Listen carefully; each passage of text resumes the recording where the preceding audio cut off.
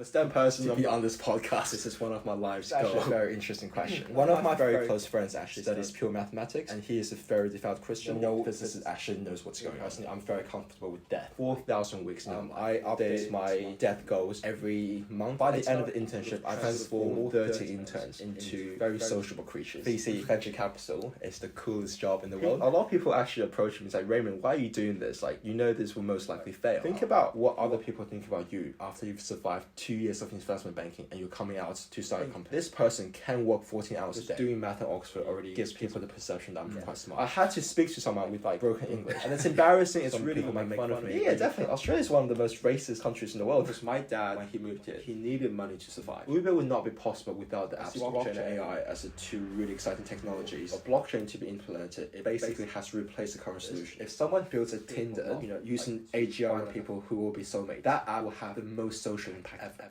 Boys and girls, ladies and gentlemen, welcome back to my podcast, Coffee's on Me, David Quan, where I strive to give guests legacy-worthy interviews that listeners can enjoy while cooking, commuting, relaxing, or walking their pets.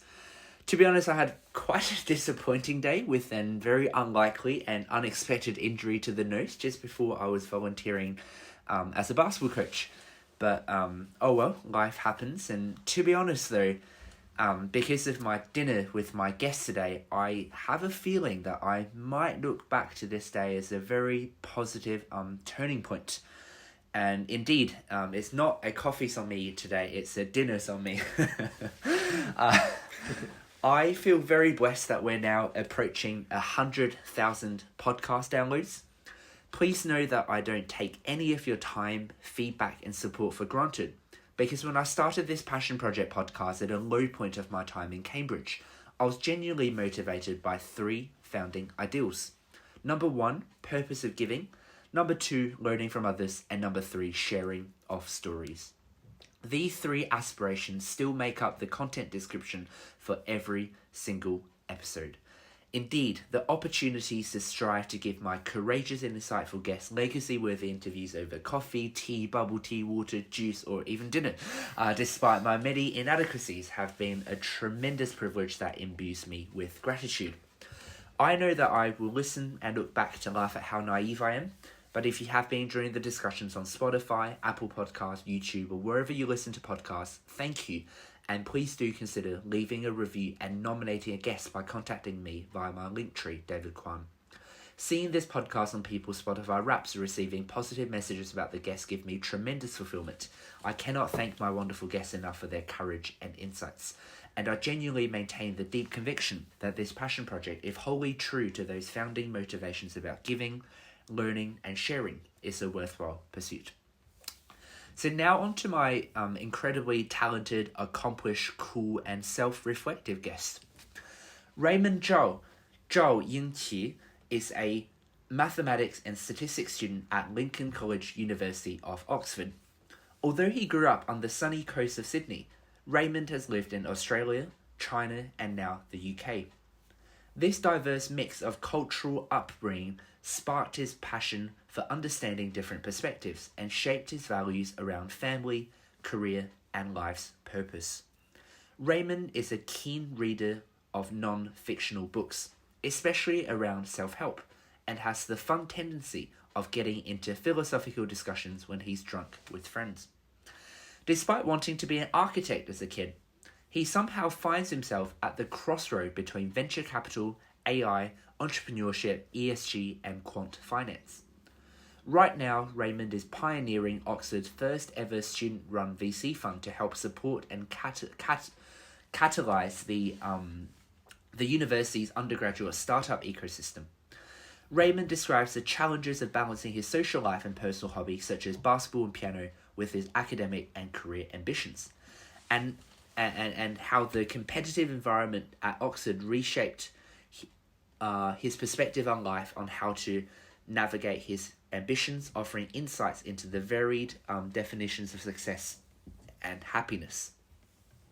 Raymond is also a firm believer of personal brand and coffee chats, insisting that he does not have a caffeine addiction and enjoys building relationships in many different communities across continents. Although many believe Raymond's life peaked when he played football with Maradona, Raymond himself hopes his journey has many more peaks ahead. Looking forward, Raymond's keen to build a career and life that's interconnected, stimulating and meaningful, wherever that path may lead him. Raymond, wonderful and a great privilege to have you on the podcast. Welcome to Coffee Something, David Con. David, thank you so much for having me. It's an absolute honor and pleasure to be here. I remember finding out about your podcast over a year ago and listening to one of its early episodes, and it's really come full circle to be here today with you, with my very own podcast. Like, life is amazing. Thank you so much. Well, life must always be amazing when everybody loves Raymond. Yeah. Funny story. That's why my parents named me this. Really? Yeah. So, it's just one of those 90s sitcom shows that's playing on TV. And they thought, you know what? It's a good show. We like it. We're having a baby. Let's name him Raymond. Wow. That's so interesting. And your Chinese name has some really, really good characters, and I will give you the space to explain the significance of the characters in your Chinese name. Yeah, cool. So my last name, Zhao, it's actually, if you look at a Chinese character, it's a taxi driver. Or, back in the day when there were horses and carriages, whatever. But essentially a taxi driver. And it's actually a very inspiring story. Because the guy who drove the horse carriage got gifted a kingdom at one point by his passenger. So he actually became a king for a period and managed the kingdom. So I think that's a pretty cool story. Hopefully I'm related to him by some connections. But yeah, that's my first character. The second character literally just means handsome. So again, that's turned out right. Well, yeah, hopefully. Some people agree, some people disagree. Well, it's hard to tell via podcast, but if you're listening, please do trust me, that is true. Thank you, too kind. And the last character is actually a mythical creature in China. It's called Qiling. And can't go into, don't remember the exact backstory, but it's one of those, with the tiger and this, the phoenix. It's one of those. So it's quite an interesting composition. So I guess we've been talking and chatting for the past 4 hours. So one of many things that I have found particularly fascinating is the way that you synthesize information. And let's use religion as an example. You mentioned that you've always been an atheist, but you recognize the pragmatic value of religion. And we were just chatting, for example, about this idea of confronting our mistakes or confronting our sins, if we use religious language, and kind of rebirth that idea of realizing our faults, but then moving forward and continually regenerating. And I was wondering, how do you go about self-reflection? And it's an intentionally broad question. Maybe you want to talk about religion. Yeah. Yeah, so as David mentioned, we've had a very interesting conversation on religion, and from me being not religious, David being a Christian, but we sort of very much agree on the fundamental values that it brings to society, which I think is very, very interesting. The way I go about self-reflecting is actually a very interesting story. I think fundamentally I was enabled by it from a young age because of my mum. She is genuinely one of the best educators I've met in my life, and she really brought up the values that I later delved more into. But secondarily, it's a lot through reading. As David mentioned previously, I like to read the quote-unquote self-help books. I think they're deeper than self-help. I think they're more philosophy books. But you know what? That's what the tags under my call. But as I was saying to you, all of these new self-help books that have come out in the past 2 centuries, you can trace back those lessons into the ancient scriptures across different religions. Yeah. And does that not point to the significance and importance and why religion deserves at least a consideration and investigation, when nowadays many people just totally dismiss it as wishful thinking? No, definitely. I think, from my personal understanding, fundamentally religion is all telling you about how to be a good person, how to be a virtuous person, how to, do good by others and do good by yourself. And I think a lot of these values are very fundamental values of human behavior. And that's why when you look across different religions, the same things resurface over time and time. And I think, for a functional society, for us human beings interact, these are timeless values that, it doesn't matter if you're religious or not, you should live by these values, and I'm sure you have a happy. So those scriptures are not actually the word of God when in your view God does not exist. Then were they just written by people as a form of social control? Then wouldn't that be quite manipulative? I mean, everything's a social control. Depending on how you look at it, it could be social control or you could be social inspiration, right? Depending on how much power the person has, but I think the reason, maybe one of the reasons it survived for so long is because the values brought inside, people fundamentally resonate with them. Fundamentally, they see what the book's is about, and then deep within them, it's sort of the same values that they've maybe grew up with and that kind of stuff. And I think that this merit to why Christianity has been so strong over the years, and like Buddhism has survived for so long. Maybe it's a train of thought that really sort of is timeless and quite fundamental to who we are.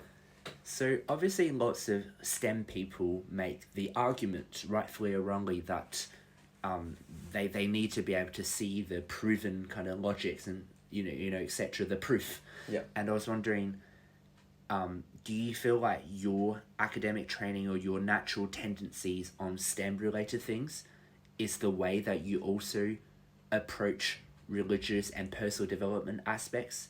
And also, have you spoken to people who, perhaps a friend, for example, who might be very good at physics or math, but they also are very, say, devout religiously, and how do they reconcile, and what's your reaction to their reactions? Yeah, this is actually a very interesting question. One of my very close friends actually studies pure mathematics, and he is a very devout Christian. So out of curiosity, we had a very long conversation once just about the reason behind his train of thoughts. And, as physicists all know, no physicist actually knows what's going on. Physics is just based on our observations of the universe. Or the probabilities of... Exactly. Nothing in the world people can prove for certainty that is true. It's only true until it's proven untrue. So on that assumption, that we don't actually fundamentally understand the universe, there is room for any interpretation. That interpretation can be quantum theorem, quantum physics. That interpretation can be religious interpretations. But no one has the power to say the other person is incorrect because no one actually knows what's going on.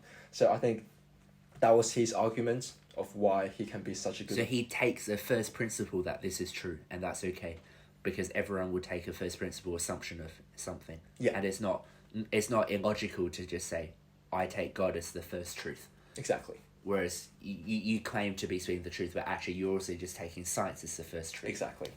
Exactly. And because the way science is right now, it's very difficult for someone to definitively prove.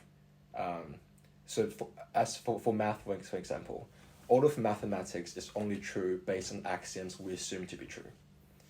So all of math is, in a way, based on our assumptions.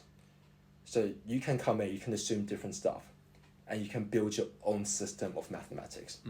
And we've only followed our current system of mathematics due to natural selection, basically, because that's how most people think, and that's cut out the other ways of thinking. And so that's been popularized as the global standard. So when you think about it this way, it's actually very difficult to find truth.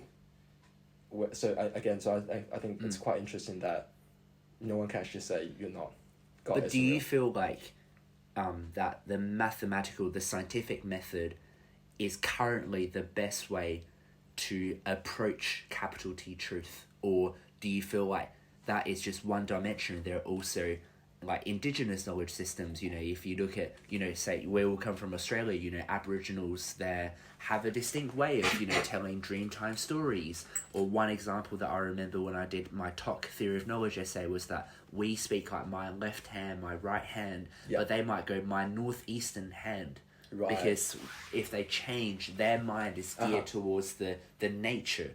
And that's just a completely different way of thinking. I was wondering, do you feel like math and statistics is the way to go, or that will go the furthest? Or do you also think that other ways can approach different truth that math and science just cannot reach?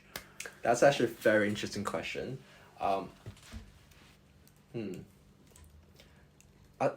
I think there are definitely sort of flaws within the scientific way of thinking. One really good example is consciousness. Right, free will, consciousness, these are all topics that it's called the hard problem of science, because if you look at it from a physics perspective, if you look at it from a neuroscience perspective, it's impossible to explain, it's illogical how we have this carbon that creates emotions and that creates how we feel, and I guess not emotions, but like how we think and how we make free decisions, right? And it's a very topical conversation right now with AI and everything, but I think this goes to show that looking at the world purely through a scientific lens will not solve all the problems we're facing right now, which opens up to, is that the correct lens? Are there other lenses to look at the world? And are there merits to seeing how they're seeing the world and differently, and whether, that's maybe stuff we can learn from almost. So yeah, I think I'm not too personally an expert in indigenous cultures and stuff, so I can't really say too much, but I think it's very interesting how they're very much connected with the land. I know you love self-reflection. I know you love going straight to the deep end. Lots of people in self-help, they talk about, thinking from the end and working backwards. Lots of people nowadays mention about this sense of loneliness or meaninglessness, or really just being unsettled with the uncertainty that will come ahead. So from my own readings of self-help, and I've asked this question before to other podcast guests, it's like, what do you hope to be in your eulogy, which is basically, lots of people don't want to confront death and the reality that we will pass away and the impact that we'll have on other people and from their perspective. I was wondering, I know you're a long-term thinker. To the best of your knowledge at this point, what are some of the things that you feel like are important for you to achieve at the end of life? Yeah, stepping half a step back, because I think that's a very interesting topic you brought up. I think the main reason people are afraid, so me personally, I'm very comfortable with death. Like, I'll probably be dead in 6 years, and that's something I'm okay with living every day. The reason most people find that difficult to swallow is this is increasingly a problem because of the amount of information we have every day as humans. Because you go on in Twitter, you go on news, there's almost always so much Endless, to do. Endless stuff you can do: career, traveling, friends, family, entertainment. We feel like we'll never have enough time for all of that. Exactly. It subconsciously gives you the mindset that you're infinite, that you should be infinite, you should absorb everything. That's so but true. The crude truth is we're very finite. We have 4,000 weeks in our life before we die, and that's it. 4,000 weeks, like. Think about it. That's not a very high number, and I think that's where most of the sort of the conflict lies, where people like to think they can do whatever they want to do, if they just manage the time better, if they just push themselves harder, if they just book more holidays, but ultimately you're not gonna be able to do everything you put on your bucket list, unless it's a very small bucket list, of course, depending on how ambitious you are.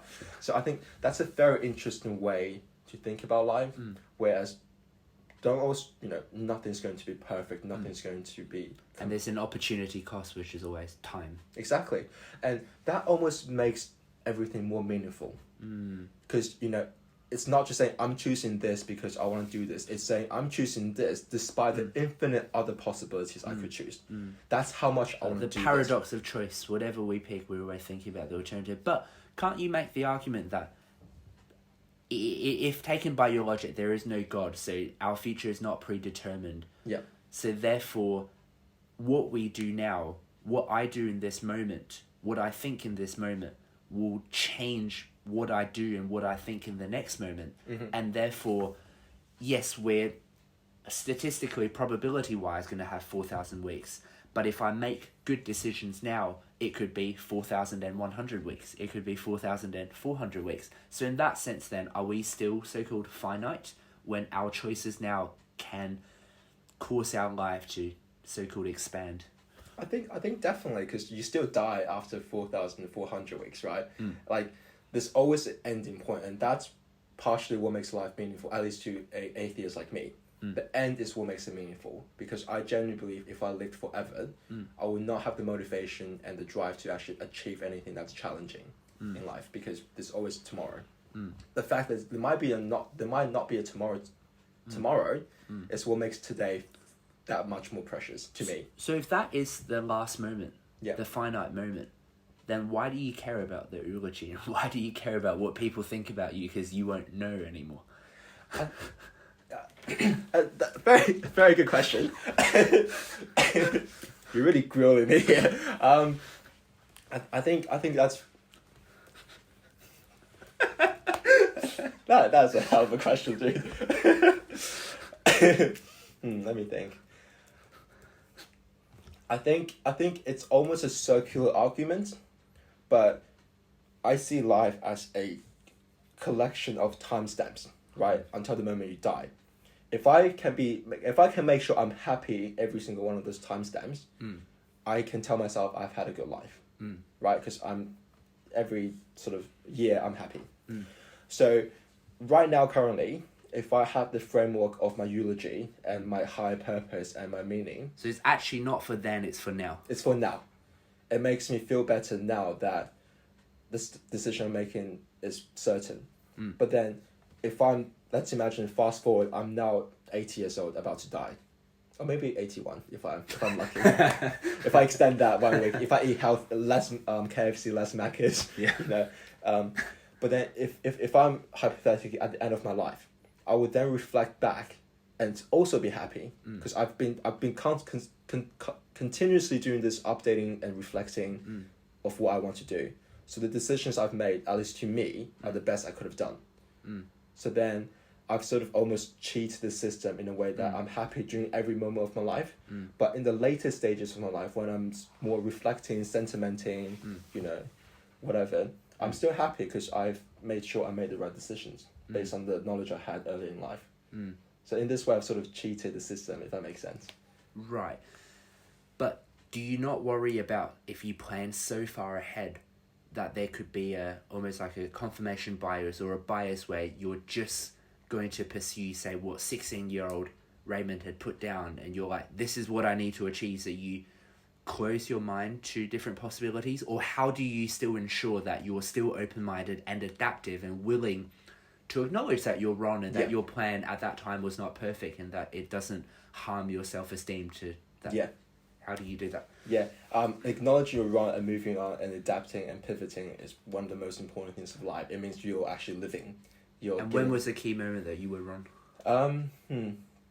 I think one really good just to answer the question quickly, I update my eulogy or life death goals every month. It's not a very set period, but every once in a while when I realize, I'm thinking about life differently now, I go to that list, I edit the list. Is it dot points? Yeah, so I've got a page of dot points. Interesting. I will write a new one, wow, changing like some new insights I've found from other people, some more inspirations also. Sometimes I'll be like, that's a very naive idea, cross it out. This is realistically what I can do, right? Interesting, yeah. Okay. So you do have a mechanism, it's not static. Yes. Okay. It has to constantly update with you, I think. Yeah. So I think this also makes sure that you're always living to your fullest potential, because you're not stuck to one idea. The idea is updating. I think life's a journey. You always need to pursue something. So I'm just making the thing I'm pursuing towards very clear at every moment of my life. Yeah. To the thing that best fits me. Sorry, what was the question? I was wondering, I know you're always adapting. Yes. When was like a key moment when you've really had to struggle to change your mind? Lots of people mention, I made a mistake there, but, genuine mistakes are the ones when we suddenly have that realization that, wow, we were completely wrong and we just flopped that. And when was the moment? I think coming into Oxford, I can't recall exactly when it happened, but coming into Oxford had this effect on me. Before I came in, I've always been a, quote-unquote entrepreneurial person. I always wanted to be, I'm very smart, I'm very talented, I'm very, sociable. I want to impact the full the package. World. Yeah, hopefully. But I want to impact the world. I want to do something grand. I want to, have my name left on the world. A very idealistic vision of, change and stuff. I guess, once you go into Oxford and sort of seeing that, oh, I'm not the smartest person in the room anymore, I'm not the most accomplished person in the room anymore, there's people better than me in everything, it really grants you, humbles you. And I think it's been really good for me to then realize there's no sort of one set of success. People, it's not because, you know, you're doing this and I can't do it because I'm not as good as you. It's you're choosing to put your time doing X, Y, and Z. I'm choosing to put my time doing A, B, and C. And how we sort of categorize our time and what we think is important to each of us is how we're going to progress in life. So theoretically then, would you say that there's great potential for win-wins and the world is not, success pie is not a zero-sum game? Definitely. I 100% agree. It's, you know, I've done this a lot through my sponsorship deals that I've negotiated, you know, trying to find stuff that make sure that they want to partner with us as much as we want to partner with them. So it's not a one way. Both be better off. Exactly. I think life is big enough that it's often not as difficult as you might imagine to find these situations, because a lot of times, one really good example is when during my recent internship, I interned at LSEG this summer, and the program sort of no one told people to really network as part of the internship program. So at the start, everyone's very timid, just at the desk, you know, just typing away, not really, it's like scared to talk to people, right? Because everyone's like a senior manager, blah blah blah, and I'm just an intern, like, you know, I'm 20 years old. I was sort of the only person who went out of my way to, you know, proactively network and coffee chat and volunteer, you know, get involved everywhere. Because I mean, I do it for, I guess, selfish reasons, just because I enjoy that myself, right? I'm doing it so I can build my network. I'm doing it because I'm curious myself to learn about stuff. But it's that's not selfish, you know. It's not selfish, but being proactive. I mean, selfish is a cynical way to put it, but I didn't do that initially with the, like, you know, the grand noble goal. Grand noble goal of changing the company culture, kind of thing.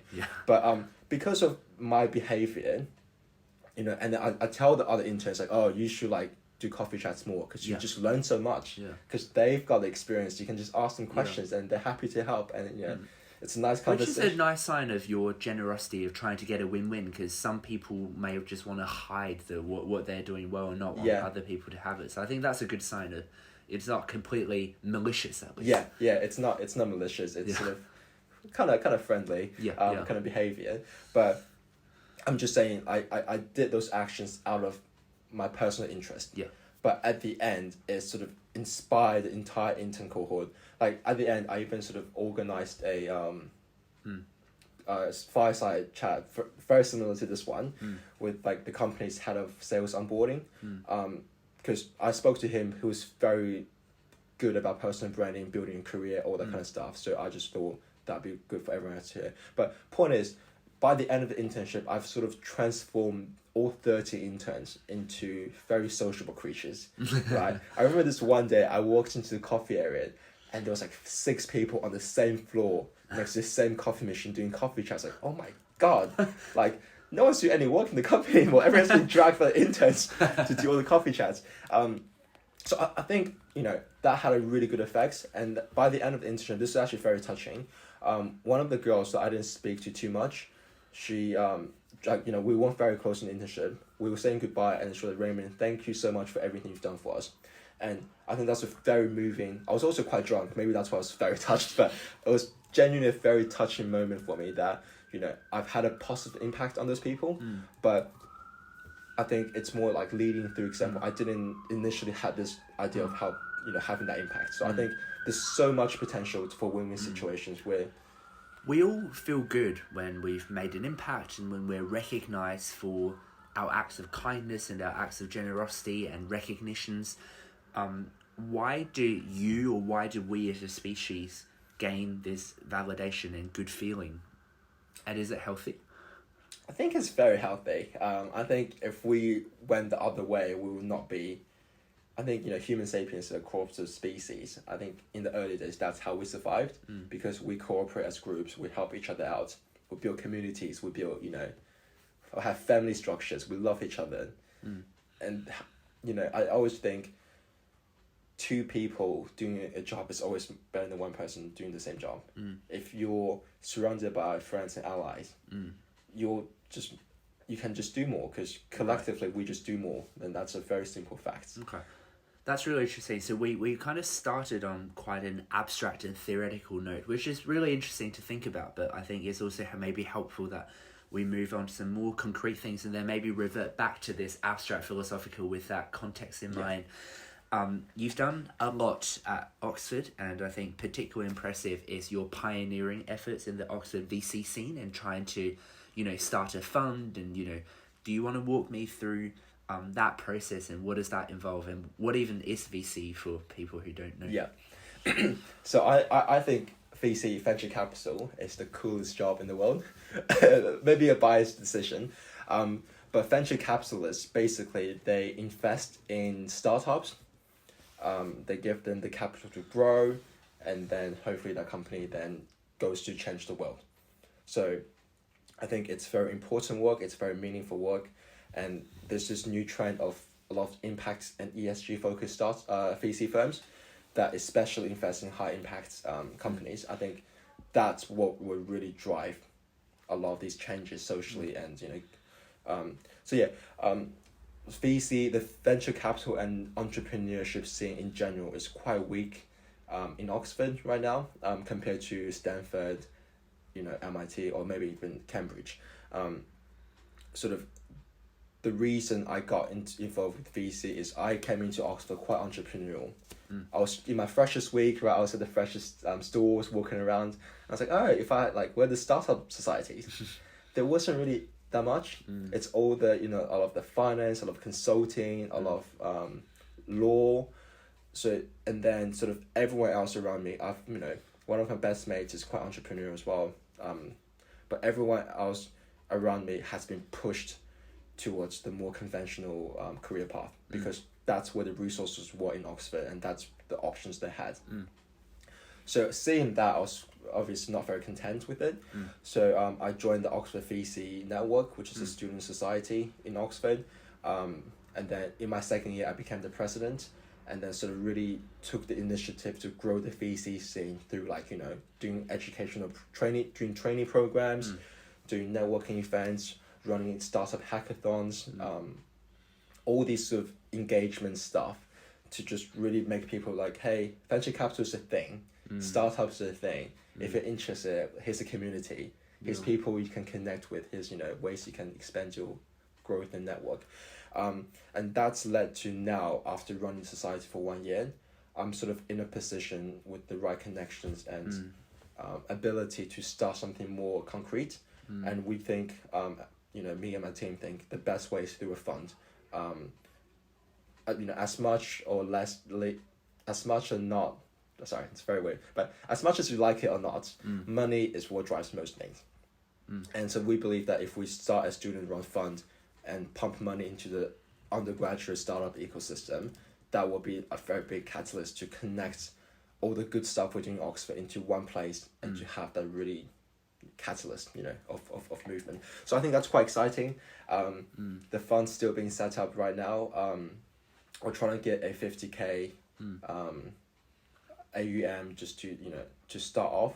But obviously there's a lot of legal issues, there's a lot of It must be quite interesting for you to really be in the nitty-gritty of the details as a student to gain that experience. And even if it doesn't work out, you would have gained so much, and just anecdotes to share, right? Yeah. No, definitely. Quite intangible. Definitely. A lot of people actually approach me and say, Raymond, why are you doing this? This will most likely fail. I'm like, yeah, even if it fails, it's such a cool experience. You get to meet. One of my life philosophies is actually do the challenging. I heard this from one of my mentors, but do the really difficult problems. Because if you do tackle your fears, almost. Yeah, your fears or the society's fears, the stuff that's needed. Impossible but needed. Because if you tackle these problems, you find other bright, brilliant, ambitious people tackling the same problems, because they are the big problems. You're attracted to like-minded people. Exactly. Yep. It really attracts you the talent that you want to be next to. And then, learning about how to set up a company, how fund structures work, learning about the legal responsibility. What surprised you so far then about this process? how annoying UK's regulations are. Like, similar ideas like the dorm room in America, there's a lot of student-run funds and organizations being set up, but the amount of regulations and legal and fees you have to pay and just how slow, tedious, oh man, don't get me started. But also know at least at Cambridge where, you know, if you're a PhD student or if you're a professor and you start a company based on your research, the university owns a disproportionately large amount of the initial equity, which, you know, starting a company is already hard enough. It takes a lot of people, takes a lot of courage to give up a traditional, safer career path to throw it all in the line. And when the university takes most of the rewards, then it just doesn't weigh up anymore. And is that what you mean by regulations, or is it more just the day-to-day logistical processes? So it's good that you've mentioned this because I forgot to clarify. If you're a PhD doing research from an Oxford or Cambridge lab, and that becomes a company, the university owns, I think, it used to be 20%, but now it's lower because there's a lot of drama around it. Yeah. But if you're an undergraduate starting a company, the university doesn't have any like legal boundary that so you don't have to pay the university money. You're your own company because you haven't used the university's resources to build your company.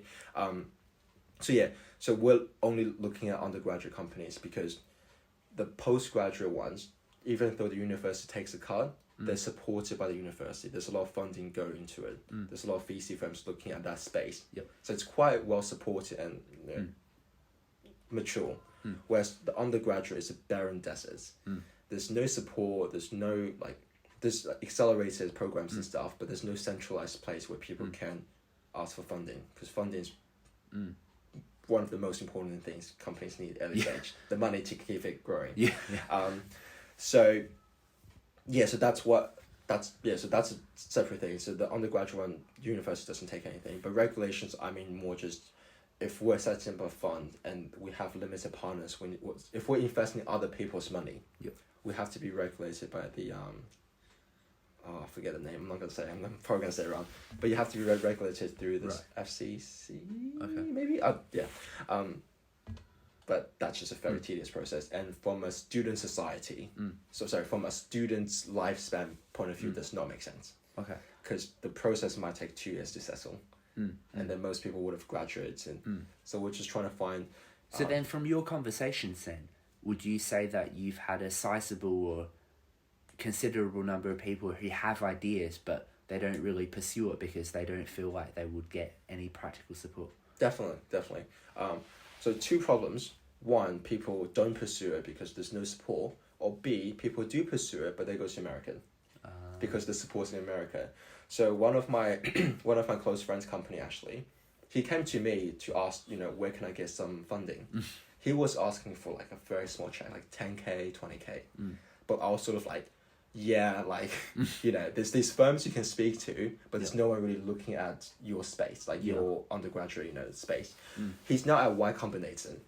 His company is valued at $5 million. Wow. And he's going to go to America soon to develop his company and idea there. So I think this is one of the problems as well. The talent escapes because just currently there's more opportunity there and no opportunity really here. But we think if we sort of really have a way to boost our own Oxford ecosystem and community, then it will be more likely for people to stay in Oxford. I think that's quite important. Right. So, again, you've asked me to challenge you, so I am going to put you on the spot again, but you've mentioned this importance for you and for society that, companies and innovation is what drives us forward. It reminds me of Peter Thiel's 0 to 1. Yeah.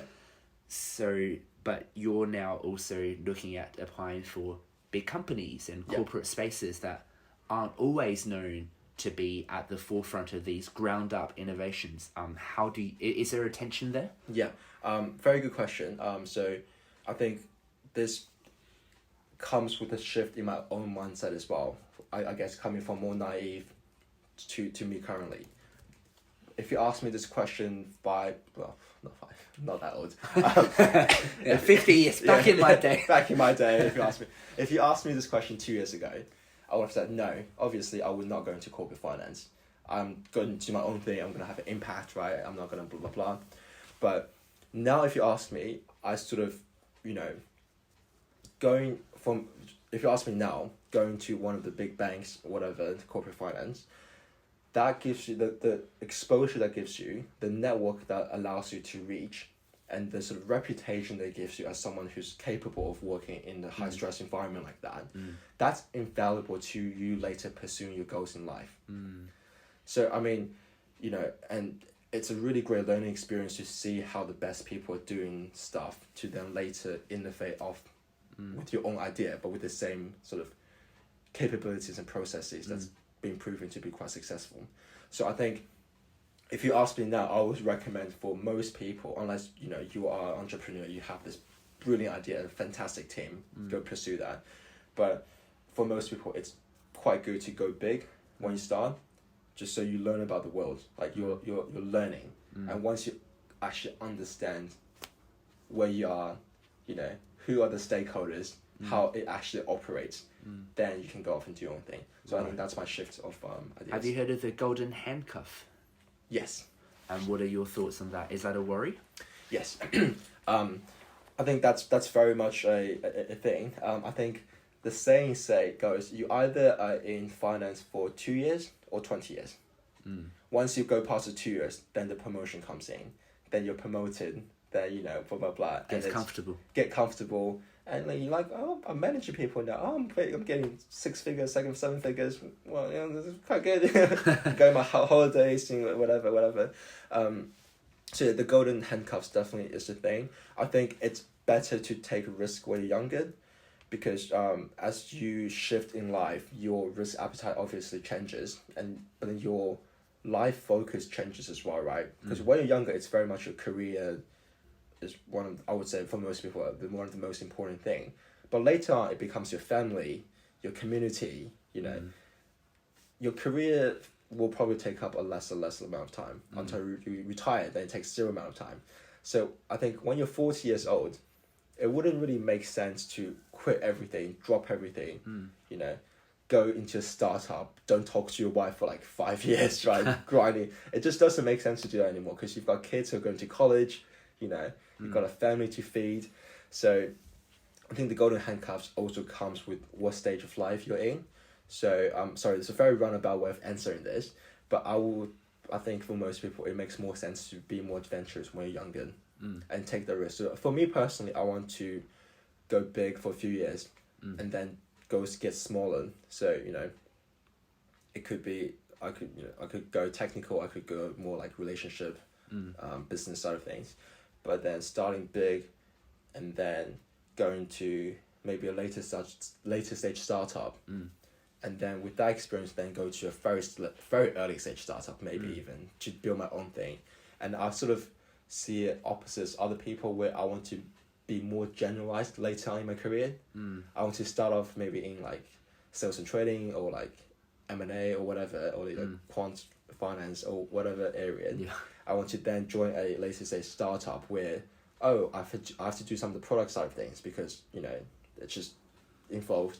And then joining an actual early stage startup where I have to do everything. And I think that's the way I want to take in life. Most people go the other direction, where they start broad and then specialize, but I think both ways are quite valid. So if most people don't want to do what you want to do, how did you get this idea, and who are the role models who you have, you know, had your eyes on? Yeah. So there's a few. Surprisingly, none of these people are famous people. They're more just people I have personal contacts with, that are a few more years into later in my career, and then I sort of see what they're doing and their vision, like, you know, at most 30, 40 years old kind of people, not the like the Steve Jobs, not the, you know, Elon Musk of the world. But I think it's just by talking to a lot of people and then asking how they see the world, and then sort of telling them how I think about it. I think, again, this goes back to the coffee chats. I think it's one of the best ways to just learn and connect at an early stage. Like, you know, if there's one thing to take away from this, just go out and talk to people.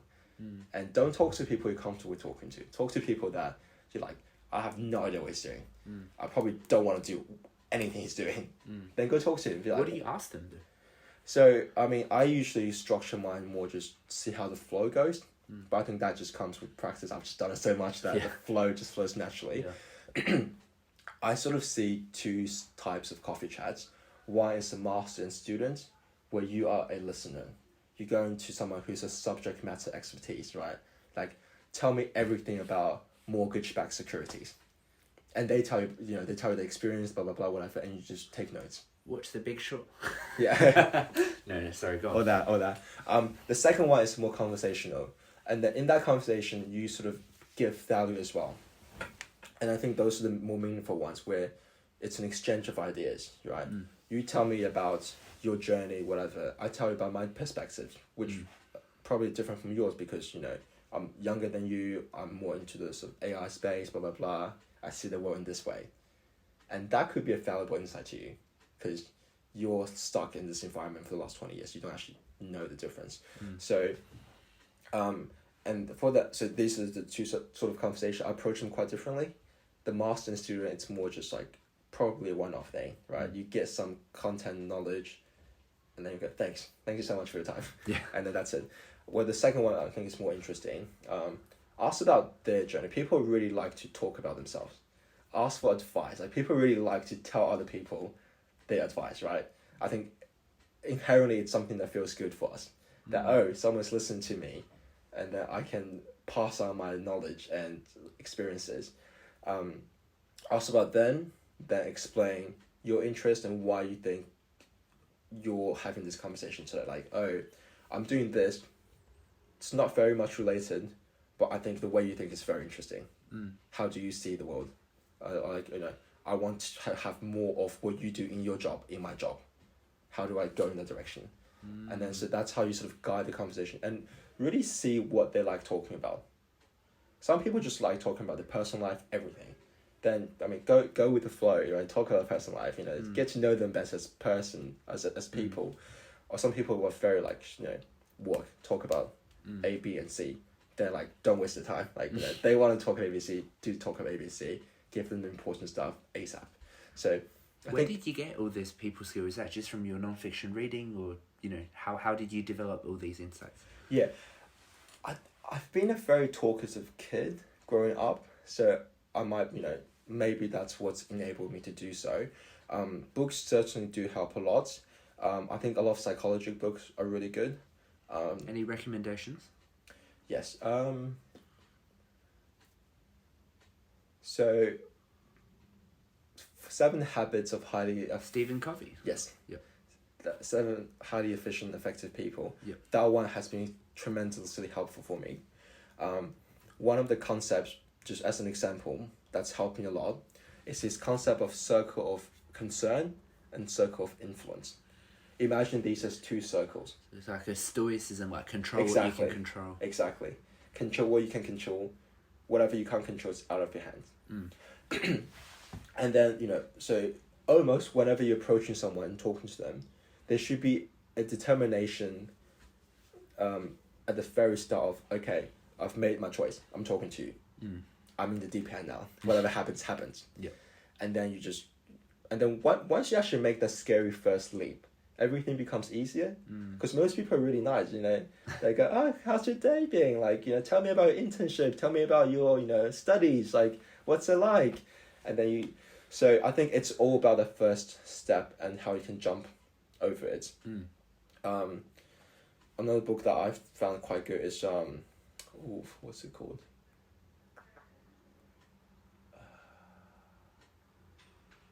4,000 Weeks. Time Management for Mortals is also a really good book. That's where you got the 4,000 That's weeks. exactly where I got the 4,000 Weeks. Power quoted. It's not my original thought. That book really puts you into perspective of, look, these stuff might be scary for you, but in the granular of things, it's just one step of your journey. So I think it's really about the perspective you put yourself in and the mental state you're in. Because if you think, because I'm a bit of a stoicist, I only do the best I can in the situation, and whatever the outcome, I'm relatively happy with it because I've done my best. Yep. And it doesn't make sense to be too upset with it because you can't really change it. Exactly. Yep. So I guess read a lot about sort of self-help, psychology, just to understand what way of thinking works for you. But then for me personally, so once I commit to something, I commit to it. And that commitment, once you make it, everything becomes a lot easier. So lots of, I think, general things like, think win-win, for example, or be proactive, or be confident, or control what you can control. These are things that are, I would consider, almost like universally right.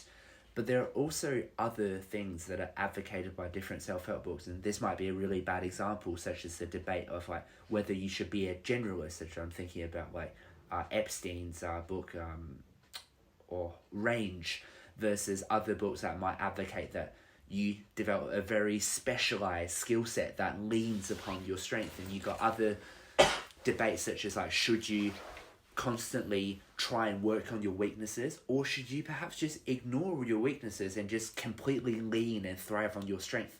When these tensions arise that both has a very strong case, how do you personally, do you like put a weighting on them, or do you adapt? Like, how does your mind process conflicting information that both have good merits but you cannot prove right away? Yeah, I think fundamentally it depends on what sort of person you are and what sort of life you want to live.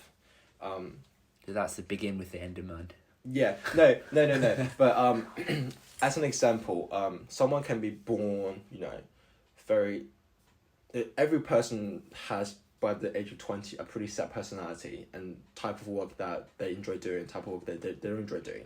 Some people really like working by themselves, right? They like to dig deep into one topic for like hours and on end and until they solve it, and that's what brings them really fulfillment.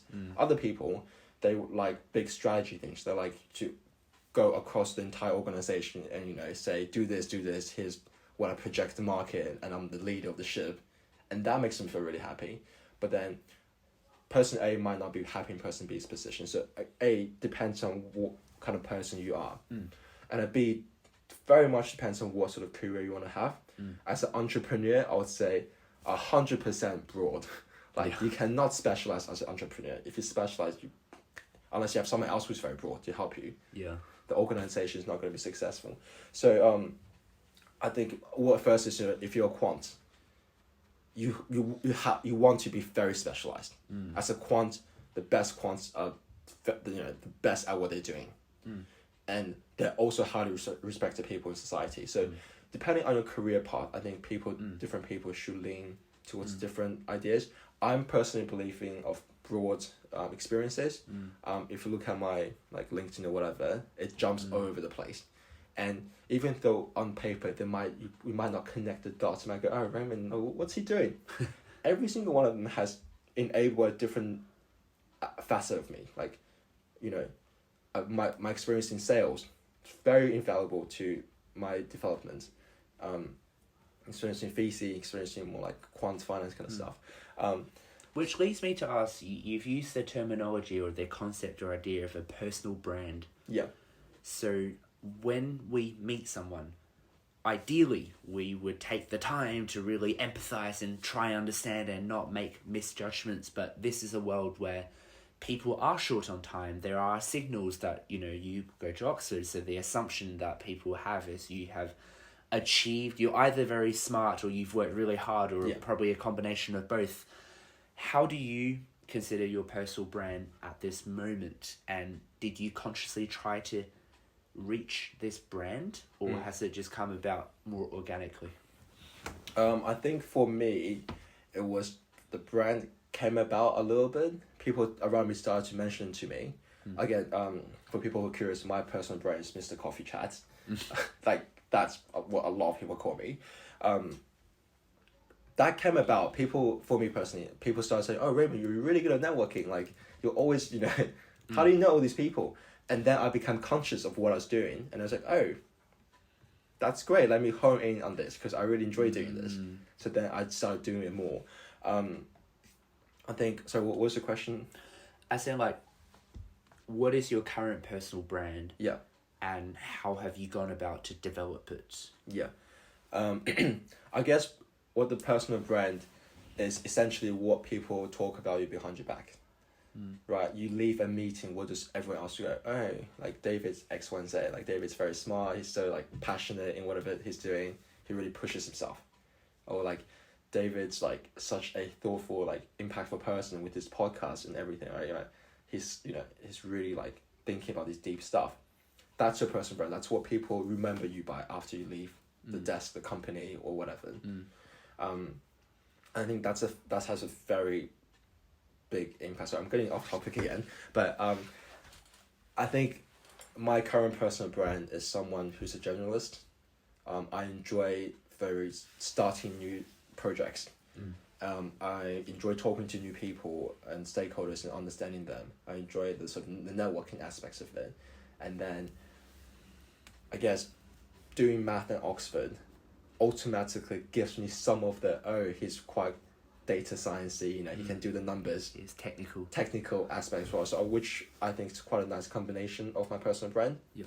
And I'm very much pushing on the networking side because that's where I need to obtain myself.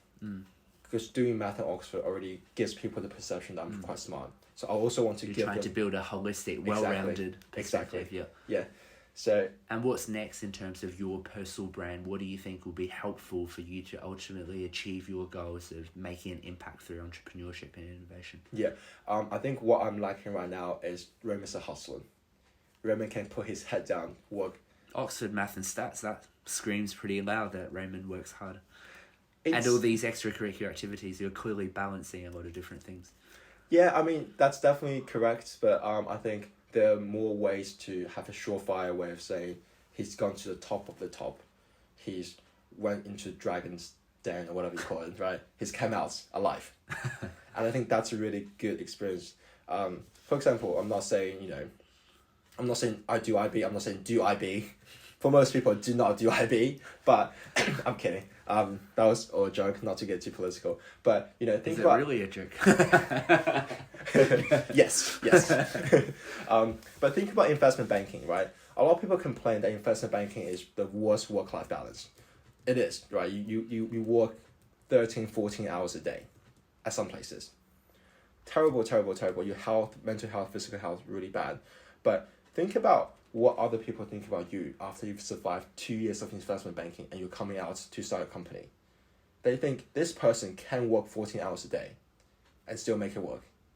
So I will trust him with his company more than someone else who hasn't proven they can do that. So I think that's part of personal branding as well.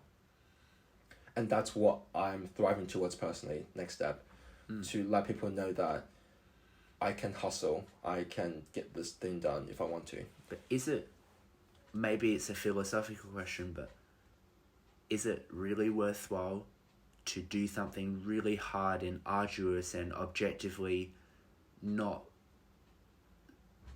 always fulfilling and good, and even for you not necessarily good in the moment, for the sake of other people's subjective perception? Is it really a worthwhile trade-off for you? I would say for most people, no. It's not a worthwhile trade-off because you can still have everything I've mentioned before without that, that badge of... of blood, sweat, tears. Yeah. But I think for me personally, because I am quite, I guess, ambitious, I like to push myself regardless of where I am. I might as well push myself a little bit harder for 2 years.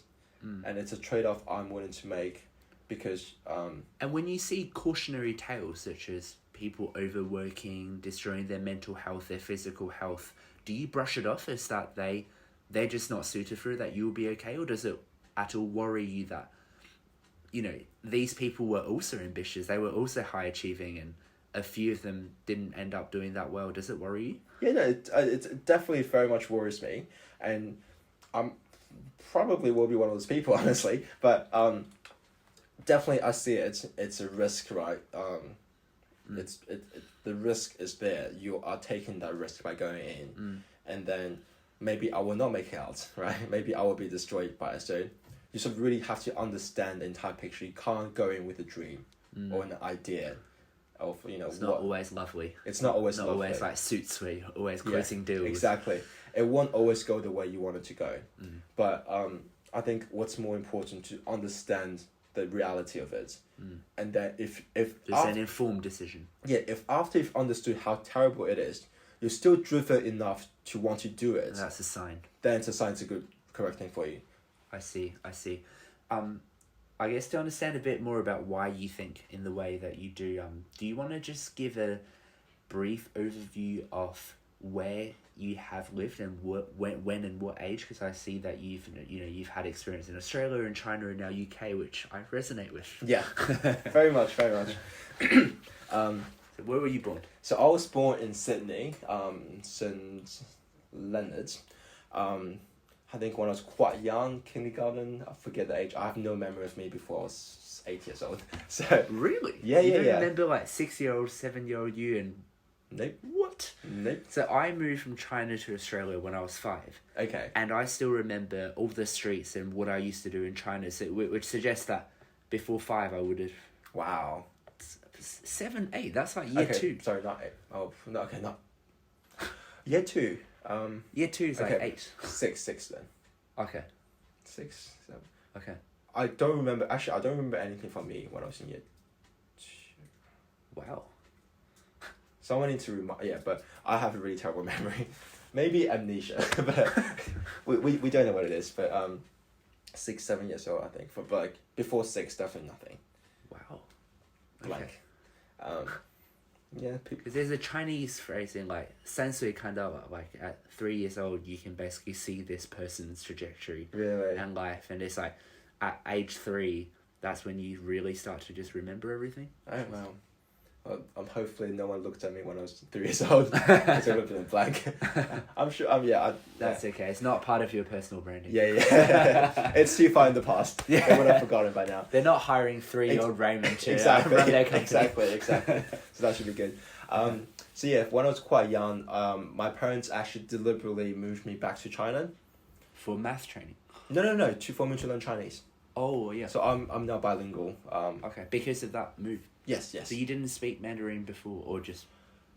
See, I think the problem is a lot of people, the ABCs, yeah. they Australian or American born Chinese, or British born Chinese. Yeah. They are here, their parents speak Chinese, so they can understand it.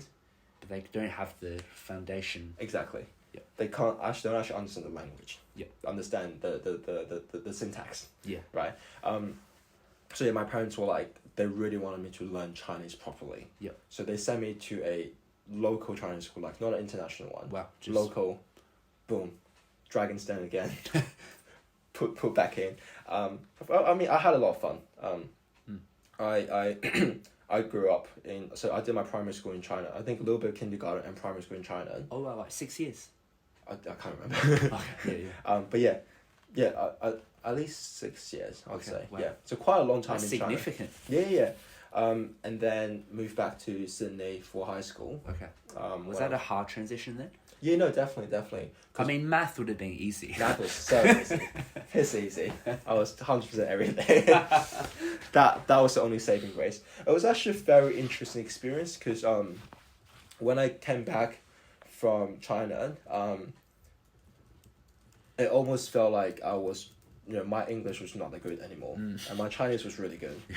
So I was almost like immigrated to Australia. Yeah.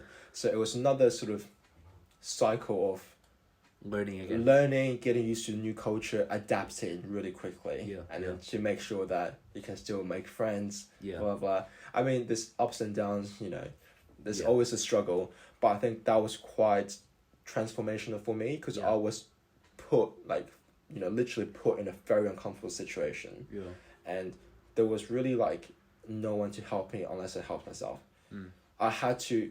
Remember before when you asked, how do you find the courage to start a coffee chat? Yeah. Oh, so you've basically had life experience where you had to. Yeah. I had to speak to someone with, broken English. Yeah. Because I would not have friends by then. And it's embarrassing. It's really, really embarrassing at the time. And, some people might make fun of me. But you have to just go through. You just have to do it. Did people actually make fun of you? Yeah, definitely. Australia is one of the most racist countries in the world. Wow. I mean, I'm not someone who sort of gets pissed off and angry or negative. Were they like microaggressions or overtly just mocking you? Microaggression. Oh, so okay, sure. it was more in the jokes, to make a little. Fair enough, yeah. It's just banter, mate. It's just banter. But as a kid, it really hurts you. Yeah. No, sometimes it gets you. When some people just don't like you, and they will use race and language barrier as a excuse. To bully you because they don't like you. And most people are nice, but the few that they do exist, and you have to class with them every day. So there are the ups and downs, but I think it's really trained me to, again, going back to the few points, I'm now sort of champion, controlling the controllables and making the best of every situation. And really just be proactive and don't be scared to approach people and whatever. I think a lot of those were trained for subconsciously through my, transitioning. So yeah. Wow, that's so interesting. So you moved back, you would have felt a bit out of your depth with English, as you mentioned. Yeah.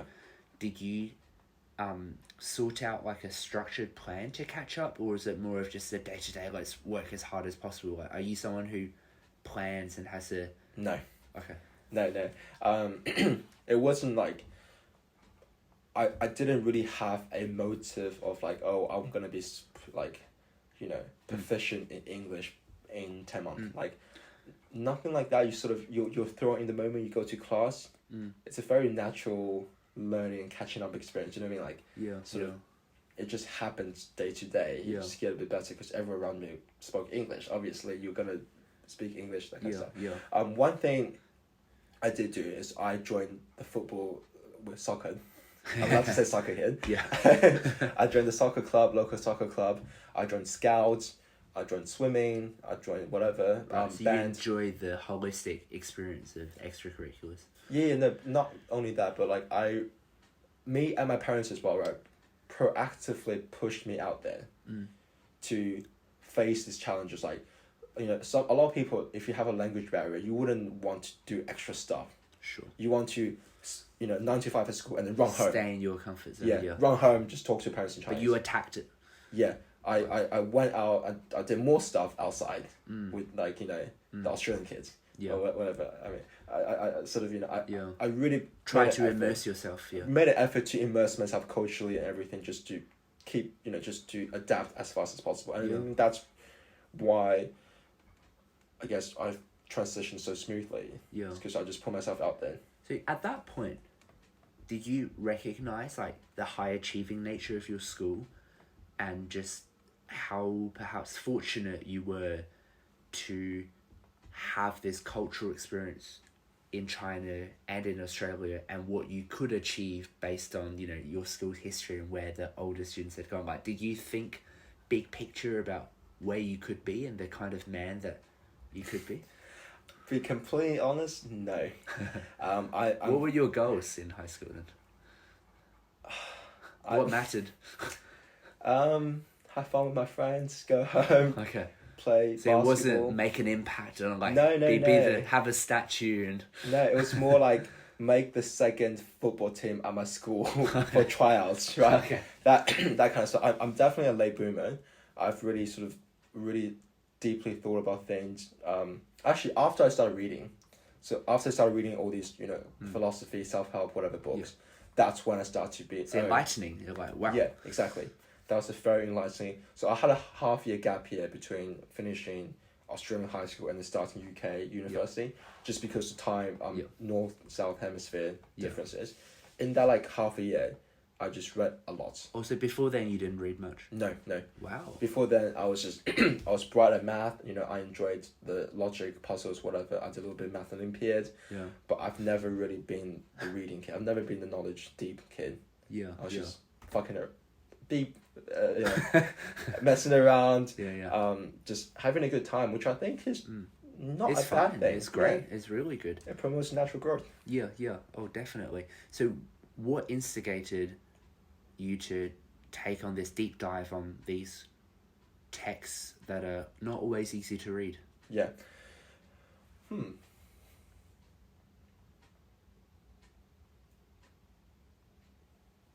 Yeah, I'm trying to think how I started reading the first book. Because my impression from our chat previously was like, wow, Raymond must be a constant absorber of self-help and philosophy and psychology, and you would have done it for years. But it's a relatively new, in the grand scheme of things, it's very new. I was like 18 or 19 years old when it all started. Wow. So I'm about to turn 21. I'm turning 21 in 2 days, actually. Oh, wow. So it's been, I guess, 2 years of the journey so far. So the first book I read was Flow. Oh, yeah. That book was transformational. That book really started my hunger for the rest of the books. So you were in flow when you were reading it. I was in flow, definitely. I actually found that book extremely difficult to read because I didn't read too much previously. And see, I love that book, but I can never pronounce the author's name because that person... I know exactly, it's a C, but it's just a long name. Yeah. Because my school taught positive education, which was on all the psychology, philosophy, religious stuff that you have been sharing. Yeah. So we've always had like weekly happiness lessons and well-being lessons that taught us things. And flow was one of the main concepts that always came to mind. Yeah. And then say like when I'm talking about like growth and fixed mindset, I can, Carol Dweck's book. But then when it's like flow is... that guy's book. That guy's book, yeah. I think it's Hungarian. Probably. The Hungarian psychiatrist. Yeah, like Grit, Angela Duckworth. Yeah. Give and Take, Adam Grant. Yeah. Like, you just know who they are. Or Positive Education, Martin Seligman. Yeah. And then Flow, C. Something. Anyway, sorry. I'm sorry. Hopefully, AI will have a filler that says the name out for you when you're struggling. It's one of the most important applications going to. Yeah. So you started with Flow. Yes. And then, you just picked it up, or did someone give it to you? Because it is quite a well-known concept, but not a very well-known book. Yes. I think it might have been it's either the internet or one of my friends mentioned it to me. Okay. Or like maybe not my friends, like one of my parents' friends maybe. But I came across the book. And I was like, oh, because, the flow, the second part of the title is like how to find happiness. Yeah. It's like, oh, that's... And you felt you needed it. No. not particularly. Like, oh, I've got time. Maybe interesting to, understand life. Yeah. I mean, at that point, it was a very simple, just intellectual curiosity. Yeah. Right? It sounds like this man claims he's figured out life. Yeah. Let's have a read. So you're like half skeptical as well. Yeah. I was like, really? Let's see. I read it. I was like, wow. I mean, I think the way he sees is a little bit like not complete. It's completely sort of not the complete picture, right? He sort of tackles it from a very specific angle. Might not apply for everyone, but the way he sees it is very inspiring to me. To be like, wow, this man, because he studied how to find happiness his entire life. I think he came from a war-torn family. Yeah. He was a refugee. I don't know if he's a refugee, but he moved to America from World War I and World War II. Yeah. And for him, the biggest question was like, I grew up in a place where people were not happy. What is happiness? And he became a psychiatrist. That was his one of his main objectives. Right. And he spent half his life researching this topic. So it's a very extensive scientific book on the surveys he's done, the people he's interviewed. Yeah. So I think holistically, it should, unless you're outlying, it should be more in line with how you will find happiness as well. Because statistically speaking, that's how people find happiness. Yeah. So I think that was a really powerful shift in perspective to me. Yeah. Where it's like, look, I can learn all of these life lessons painfully throughout my life until I'm maybe 60 years old. Yeah. Right. Maybe have a midlife crisis at that point when I'm 40. Or skip some steps. Yeah, learning. Or I can read the wisdom of other people. Right. The collective wisdom of other people. Skip the painful steps myself and just go from a higher level, higher starting point. So that was a very big turning point for me. And I think Flo really did that with the scientific approach in the book. Wow, that's fascinating. How did those lessons then from all those research differ, or perhaps they didn't differ with the kind of, because every family, every one of us, when we interact with other people, we are either explicitly or implicitly, especially from an elder to a younger, they're trying to impart lessons and they're trying to show you what they've learned in their life. And I was wondering, from your reading, it's had a transformative impact, but how did it differ or contrast or compare with your family's ethos and your family's understanding on happiness, well-being, success, and all these factors? So I've previously mentioned my mum is the greatest educator I've met. I'm very, very lucky that everything I've read in these books is how my mum's taught me. Wow. The lessons. Sometimes I'll even read, I'll get deja vu. Like, my mum told me this. Like, Mom, look. She's like, oh yeah. So I was very lucky that my family values were very much in line. My mum's always been, growing up, if she sees me studying very hard for a test weeks before, right, I'm putting my head down, I'm determined to succeed. On the day of the test, she would tell me before I go, she'd be like, whatever you do today, I'm proud of you, I'm happy. Wow. Before the test, before I even do the test. So important. Because she sees me... It's like an unconditional love. You're not tied to your results. Yeah. So I think it's unconditional love, but it's also a value that she doesn't value me based on the mark I get in the test. She values me based on my approach to life. Me trying, in the test context, me trying hard in that test.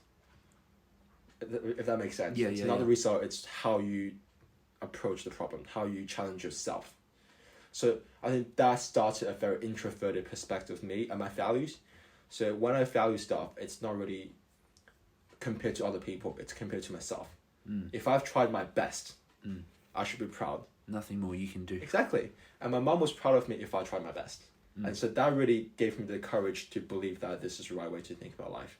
Wow. I think that's really powerful from an early child. Tell me more about your mum. She sounds extraordinary. Yeah. She's really great. Fun story actually, she was like the person before she quit her job to become a housewife and raise us, she was the personal assistant to the first guy in China to start venture capital. I forget his name, you can probably search him up, you'll find him. That guy is the first guy to look at venture capital. He's now one of the national heroes of China. So she had a very ambitious, exciting career ahead, and that guy really liked her. So he didn't want her to move to Australia. He's like, "Oh, stay. I'll give you, I'll send you to school in China. I'll pay for that. You just stay because you're very hardworking, whatever." But yeah, so she gave up that life in the past, focused on me. I think it's a combination of a few things. She read a lot as well. She learned, she read books about early childhood education, how to raise kids. Wow. So I think no one will actually understand everything unless you learn from other people. And reading is the most efficient way to learn from as many people as possible in one book. Given that it's written by a good person, good author, that kind of stuff, it's a good book. So she read a lot, she was quite educated, she knew all these things, and then she applied them. I think by nature, my mom's a very happy person. She finds the joy in the smallest things. She could go for a walk and she'll be happy because she saw some pretty flowers. I think that's a really powerful thing to have in life. Yeah. Being happy about the small things in life. Being grateful that, you're waking up, you're experiencing the world. And I think that mentality really makes a lot of other positive things in my life possible. Yeah. Of starting off on a good note. Being appreciative of life instead of seeing the negatives in it. And then once you see the good in people, you can start to, and I'll say my mom has a pretty westernized way of education, which is, go for your passion, pursue whatever you're passionate in. Don't let other people tell you what you should be or should not be doing. So I'm quite lucky that I chose math, which, it's a pretty profitable passion, as all passions go. Yeah. But yeah, I followed that. That's where I am. But yeah, she is an amazing person, amazing educator, and I couldn't have done any of this without her influence. That's and incredible. Education. Yeah. And do you feel comfortable, in your daily life growing up, just to say thank you to her, or is it, just implicit, she knows that you're grateful and you know that she loves you, because she's obviously given you a very overt, I love you, Raymond. Yeah. And do you feel comfortable saying that back, or? Yeah. I mean, it's probably something I should work on a bit more, but I do tell her that, I love you, Mom. I really appreciate everything you've done. And then we do have these sort of more personal, deep emotional conversations. And then I think, trying to do, call my mom, because I'm now studying in the UK, FaceTime her on the weekends, that kind of stuff. But yeah, definitely, something could maybe do a bit more of, but it's definitely, I am comfortable saying it, but maybe probably just haven't said it as much as. So I guess obviously the purpose of this recording is to, give you something meaningful and capture a snapshot of what's important. And mum's obviously a cornerstone of underpins almost everything in your life, and she's given you the start to life quite literally. Yeah. Do you want to just record down in this recording some, genuine words of appreciation and thanks, perhaps even things that you thought a lot about but never really had a chance to vocalize to her directly? Yeah. Wow. In Chinese or English, up to you. I think my English is better now. I probably can't say it fluently in Chinese anymore. Yeah. Mom, if you're hearing this, I genuinely really appreciate everything you've done. You've sacrificed so much. You've taught us so much, and I couldn't be the man I am without you, and Daniel couldn't be the man he is without you. So we're both extremely, extremely grateful of you and everything you've done, and we love you. Wow, that's really powerful. Does it feel good when you express gratitude? It feels really good, yeah. I think it's actually one of the downsides of modern busy life, that you don't have time the moment to appreciate, to savor, and to notice, because you can't simultaneously feel grateful and angry, right? Yeah. no, you, for most people, no. Split personality maybe.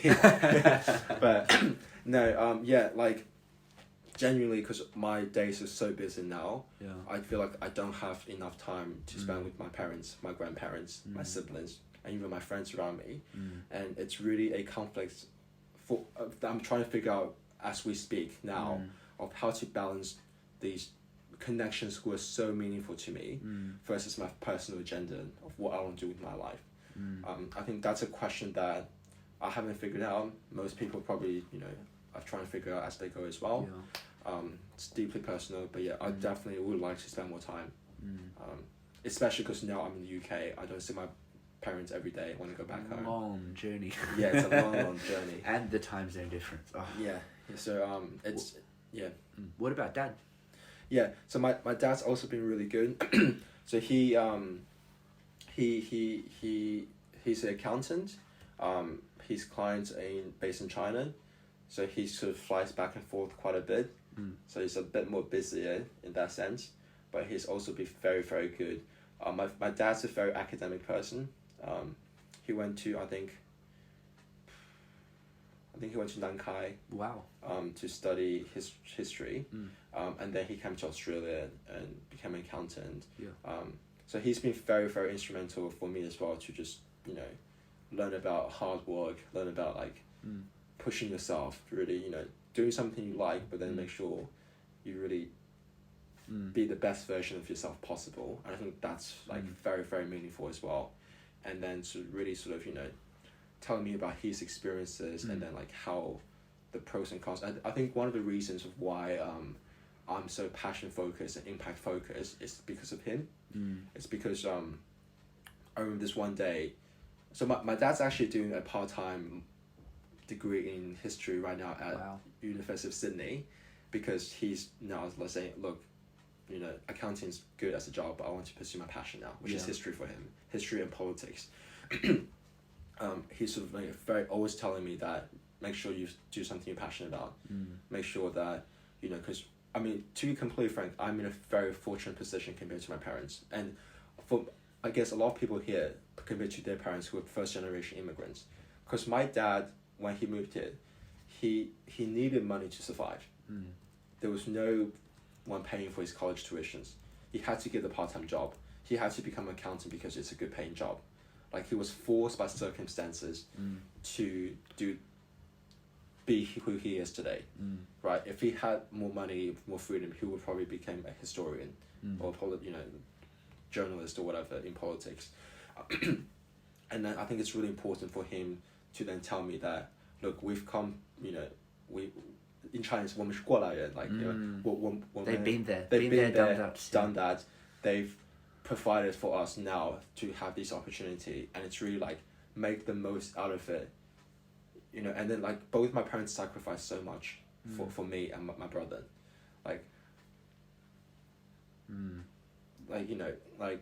all the time, all the money, all the everything. Like it's all unconditional love, I think. It's that Chinese kind of valuing the family and the loyalty and the, you know, everything is about other people. It's a very selfless way of living, a community way, which I find very beautiful about traditional Chinese cultures and families. Definitely. Family is such a strong unit in Chinese culture, and a lot of the Asian cultures as well, I'll imagine. Whereas the family is all you got. Like, it's very tight units. I mean, I completely agree. But yeah, like, my dad's... 家和万事兴. 家和万事兴. There you go. Yeah, my dad's been very inspirational, very tremendous helping, and they've both sacrificed so much. And, you know, maybe my dad would have been a historian if he didn't have the financial pressure of us, the two kids growing up. So, you know, parents are for most people, parents are the most unselfish people, unconditionally loving you, and they give you so much. And I feel bad because of how busy I am nowadays. I feel like I'm not giving back. I'm not appreciating as much as I should have, I could have, I wanted to, just because like life just becomes, you know, especially you feel like, you know, ambitious, whatever, you sort of, your schedule is very full. And then, so I think going forward, one of my priorities is to schedule out more time for family and for friends, and just, you know, say, look, this is my own agenda, but I want to make sure I have spent quality time in all of these other categories I care about as well. Wow. Well, I've never met, obviously, your mum and dad, but I know just from seeing you and just hearing you talk about them and the way you conduct your life, it's a son well raised, and, you know, I think we are a large part, a reflection of our parents day to day and how they role model. So I've never met them in person, but I feel like I have a good sense of the great values and the tremendous character that they have really shown in their lives. So thank you for the kind of privilege for me to, you know, feel that joy of a strong family unit and the real pride that you'll have in each other and of support. And it's the goodness doesn't just lie in the family. You're all trying to radiate that out and make a difference in the outer world. I think that's just so beautiful that, you know, we're there to serve and we're there to help other people. And that's really what life, I think, it's all about, you know, the difference we can make in other people. Your brother, Daniel, you know, he's 18? 18, yes, hasn't turned 19 yet. Yes. I'm a terrible brother, he's still 18. He's good. He's the first year of uni. I think he's doing engineering. He's always been the sort of the second kid in the family, and because of, like, I guess, me being so academic and stuff, obviously subconscious is more pressure put onto him. Even if people don't want to compare, they will compare. Because like, oh, your brother Raymond's going to Oxford. Like, what's going on? He's a really bright kid, really smart. You know, figuring out, like, I think he's figured out what he wants to do now. But what advice have you given him, or do you ever give him advice? Yeah. So I've got I sometimes just put him down, do a little TED talk, and he's like, oh, Raymond, like, oh, it's changed my view on life and stuff. Wow. I think I go through different stages of what I think is meaningful as well. Back in the day, it used to be very much the flow idea of, you know, find the right challenge for you, like, blah, blah, blah, like, grow yourself, whatever. Now it's like, find the balance. Grow yourself, but also do other things that maybe might not grow yourself, but it brings you joy. And that's important to have in life as well. It's not about always just growing.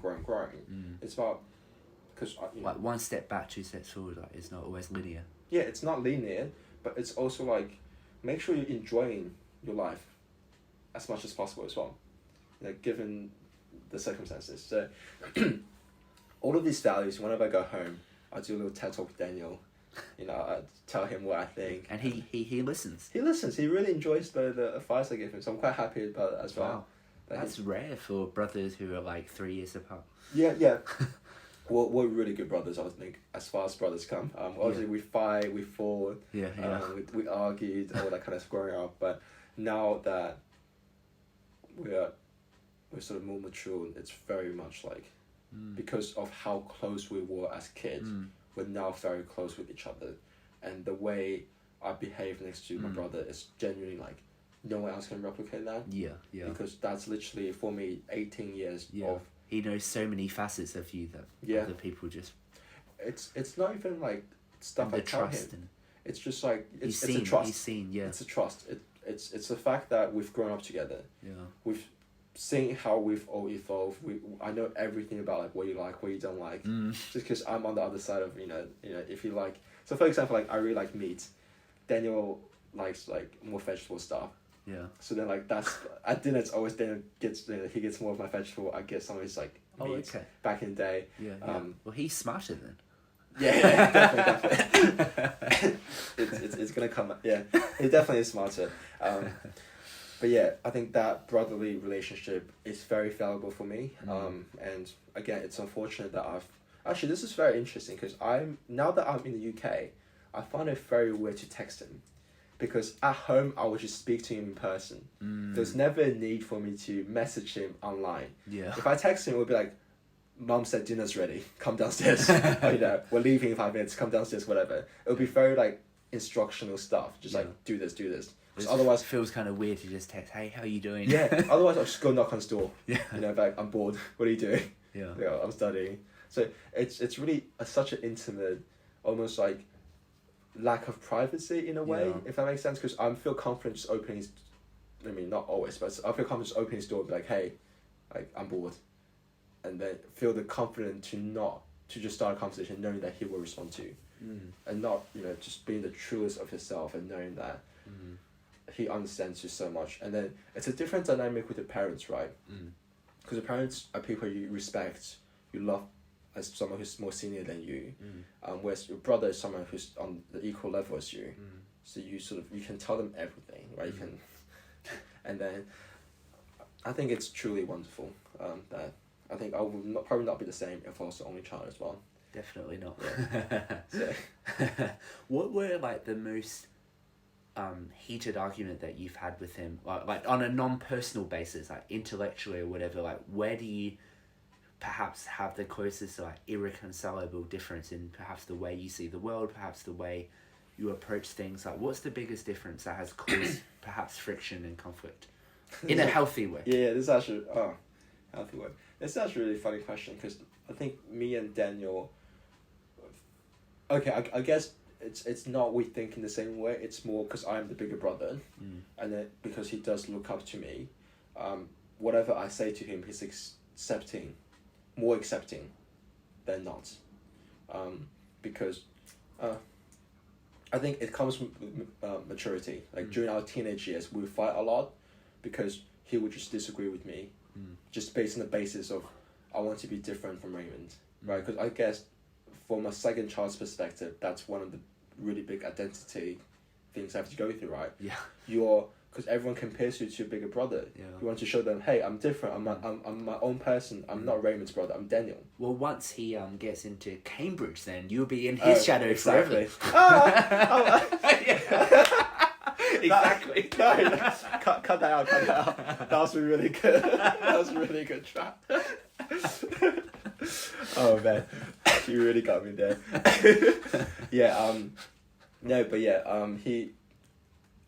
But now that he's 18, he's more emotionally mature. We get along very well. He I tell him stuff. If he doesn't agree, he tells me what he thinks, and then to go, oh, but have you considered this angle? It's like, oh, I haven't. That's a good idea. That's so interesting. That's a good, very mature way of, you know, instead of like instructing you, pointing you in the right directions, that you come to your own conclusion. Yeah. It's a lot of fine win-win business lessons. Yeah, exactly. All coming back to the win-win. When we used to fight about the most stupid things, like who's getting more food, like who's like Coke has like more Coke in the glass, all that, like, and then if one of our parents buys one of us a toy, it's like, where's my toy? Like, oh, it's unfair. being fair is Fair, the yeah. most important thing. Did you have any siblings growing up? I was an only child, but I grew up with a lot of cousins. So Okay. yeah, I understand. Being fair in absolutely everything that you Yeah. give it is... And at that young age, you expect parents to be perfect judges. Yeah. But as we're older now, we're just like, parents are probably busy thinking Yeah. about Yeah. other things. The adult stuff. Yeah. They're just like, yeah, figure it out yourself. So yeah, we fought over a lot of toys and that kind of stuff. But I think that's good because it's the small stuff. They're not huge scars on us. Yeah. Right. It's, we think back, it's a fun experience. Yeah. We don't sort of hate each other because of the toy that Oh yeah. I had and you didn't have Yeah. 5 years ago. So yeah, I think we've had a very good time. Very lucky. Very lucky Yeah. person. That's wonderful. Moving on to like back as I promised on the more theoretical, and I think it's really helpful to really, as you said, understand the full person. And I feel like we started on the more abstract. We've now delved a bit more concrete and saw more of the human side beyond the impressive CV that you are a person, you're a human being. If we now go back to some of your talents in like, AI, in entrepreneurship, in technology, thinking about what you value about this constant growth and learning and wanting to make an impact. 2023 is a massive year for, AI, when we think about like large language models, lots of people probably have never really heard about it until this year. Yeah. But things like ChatGPT are now a regular, they're very much integrated into every facet of our life. And I'm a humanities student. I must admit, I don't particularly have an expertise in it, but I feel like you really have researched formally or informally into it. And I was just wondering, the floor is yours. Give me some of your predictions, give me some of your best practices, and we'll look back and see how much you've got right. Right, okay. That's an interesting question. Don't quote me, this is not financial or any advice. What I think is interesting is, I was actually listening to a podcast today on the way here, about from YC, and they were talking about, will OpenAI kill startups? Right? Like, if the large language model can code for you, it can make stuff for you, will it just kill entrepreneurship? And the answer they came to is no. It's because AI, if you look at technology developments in the past, right, like the internet, the dot-com bubble, and then the mobile apps bubble, and the open source coding bubble, not bubbles anymore. They're bursted. No. The dot-com boom, the mobile apps boom, whatever boom. These are all technology that enable stuff to be built upon it. I think artificial intelligence is a similar thing, unless if we reach AGI, artificial general intelligence, in which case people can argue that everything will be replaced, right? Because it's general intelligence, it can just do what we do. But let's say we don't reach that, hypothetically. AI remains a tool that people will need to use. And I think the future is not AI replacing humans, AI and humans together. The humans will know how to use AI to build really powerful software to solve the powerful, complex problems that we couldn't solve currently, using the large language models, using the new AIs, reinforcement learning techniques. So I sort of see the future as very optimistic in the way that I think it will unlock new ways of, as an example, like Uber, which now we think is like, oh, it's such a good idea. How come no one's ever thought of it? Uber would not be possible without the App Store, without the concept of a mobile phone and an App Store, because that would be like on your laptop typing. That would not be that convenient. You just call a taxi, right? Yeah. So the fact that a mobile phone and App Store was invented enabled Uber to be invented, 5 years later. I think a very similar trend is going to happen with AI. The fact that we have these capabilities, as I mentioned earlier, like Hugging Face and whatever, we have these libraries people can just use to build their own stuff, will enable stuff that seemed impossible 5 years ago to now be, oh, I can do this in like a month. So I think it will be an enabler. It will really grow. It'll be a very exciting space to see not who can build the best AI, but who can use the AI the best way to solve the most important questions. What misconceptions do you find the general public have about AI whether that's like overhyping it or not realizing some things, but what have you noticed to be things that other people just haven't yet really seen it? I think it's definitely overhyped. Every single startup right now has to have AGI, not even AI anymore, AGI or whatever, generative AI in the pitch somewhere, just so they're like the AI company. Yeah. I think that's the overhyping part, where people just think AI, A, companies just put AI in just for whatever reason, and B, people believe AI can solve everything. AI currently cannot do that. If you look at like ChatGPT, for example, it's actually very stupid if you actually ask it to do stuff that are like intellectual and meaningful and complex. It's very, I see ChatGPT as a magical dictionary, magical internet lookup tool, right? Instead of me searching on the internet for half an hour, I get it instantly on ChatGPT. And that's why I see ChatGPT's power. It collects all the human knowledge and points you to the most relevant one if you give it the right prompts. That capability is very different from a artificial intelligence. It can't really do anything that's new. It can't really come up with like these ideas. And I think one of me personally, for my personal curiosity, the more interesting areas like how do AIs connect ideas? How do AI understand logic? How do AI cooperate with other AIs, or other players, stakeholders? How to develop this other science of intelligence and maybe like even free will, as some might say. I think that's a very interesting area, but without that, it kind of almost feels like now it understands the syntax, but it doesn't actually know the semantics behind it. And I think that's sort of where it's at, but like, it's still a powerful tool. Like, don't get me mistaken. Like, what it can do right now is still like so powerful and transformational. How is AI integrated in your daily workflow nowadays? Most of my emails have been AI checked. Wow, how so? I go on ChatGPT. Right now you can put in, you can have all these like plugins, right? You can say prompt perfect, give me the perfect prompt, or give me a plugin that gives me the most recent news from Google. Give me a plugin that's Wolf and Alpha that does calculations for me. You can even use basically and then then there's a new feature where you can like say what you want AI to be. Like, AI is like a professional email writer that can correct errors very quickly. And I'm someone who's writing emails to large corporates or whatever. So you can almost give personas to everyone. This is actually a really interesting idea. Sorry, before I forget, what's the other point? Oh yeah, so that's one interesting application of using AI to help you just write letters, correct spelling errors. Because I'm a STEM student, I'm not that good at constructing, writings and paragraphs at a very fast pace, at a high quality. And for me, it's very useful to just have someone grammar check for me, and to make this sound a bit more professional. And that's what it's very good at doing.